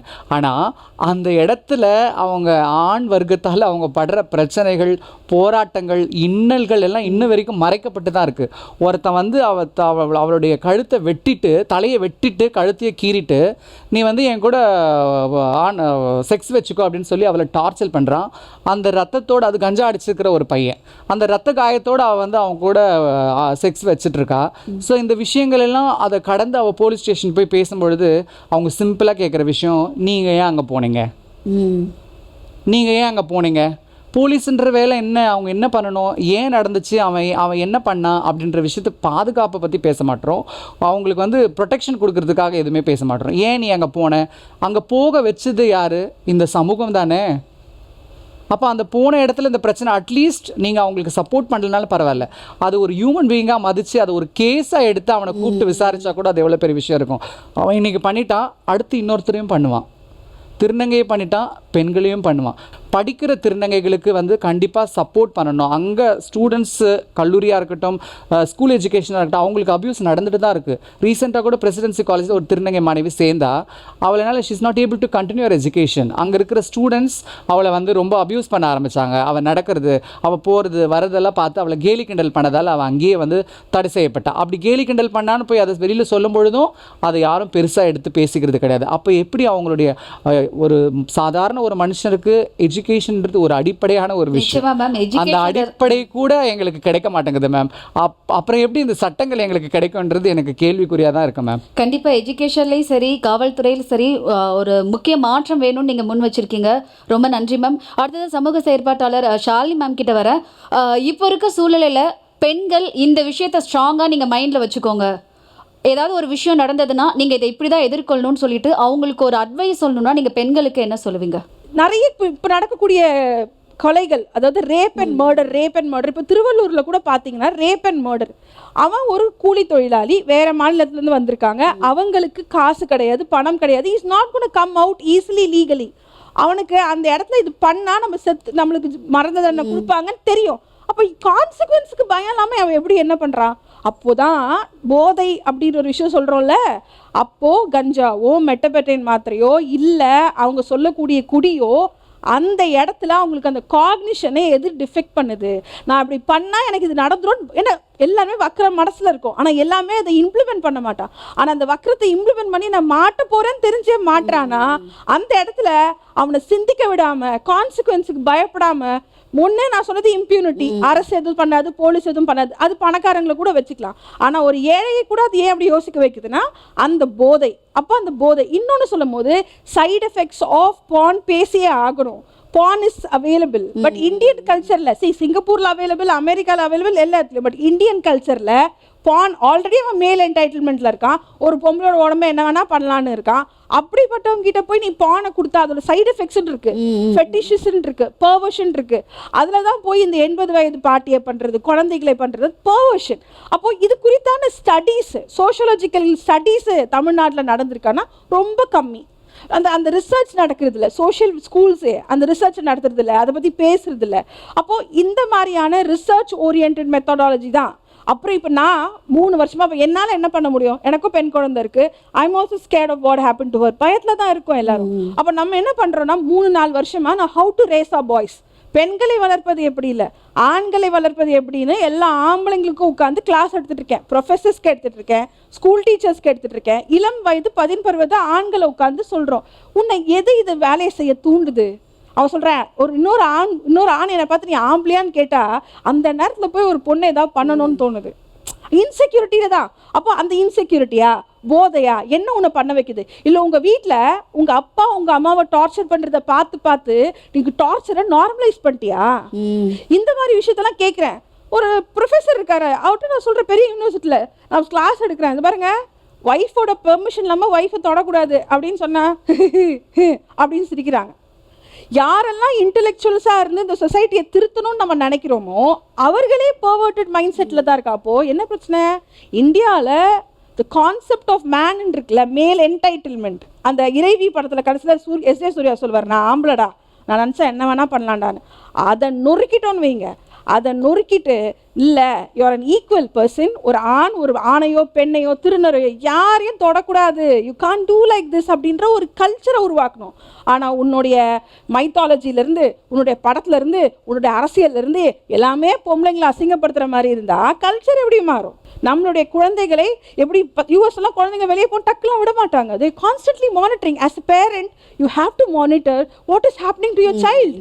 சும்மா அது போச்சு கடைக்கு போச்சு, நோ, அது அம்மா பொறுப்பு மட்டும் இல்லை, அப்பா பொறுப்பும் தான். And as a community also, ஒரு சென்ஸ் ஆஃப் கம்யூனிட்டி. ஒரு பெண் குழந்தை தனியாக கடைக்கு போகுதுன்னா எல்லாரும் பார்க்கணும், எல்லாரும் எங்கே போது வருதுன்னு பார்க்குற ஒரு சென்ஸ் ஆஃப் கம்யூனிட்டியும் வேணும். So it's a collective effort. நன்றி நன்றி நன்றி மேம். இன்றைய நிகழ்ச்சியில் 8 ஆளுமைகள் பல விஷயங்கள் பற்றி விவாதித்தோம். பெண்கள் வன்கொடுமைக்கும் பெண்களுக்கு எதிராக நடைபெற இவ்வளோ பிரச்சனைகளுக்கும் ஒரு விஷயத்தை மட்டும் முன்னிறுத்த முடியாது. தனி மனித ஒழுக்கம் வரணும், அரசு தன் கடமையை சரியாக செய்யணும், சமூகத்தில் மாற்றம் வரணும். இது எல்லாம் நடக்கும்போது தான் பெண்களுக்கு எதிராக நடக்கக்கூடிய வன்முறைகளும் மாறும் அப்படின்னு நாங்கள் நினைக்கிறோம். மீண்டும் மற்றொரு நிகழ்ச்சியில் சந்திப்போம். நன்றி, வணக்கம்.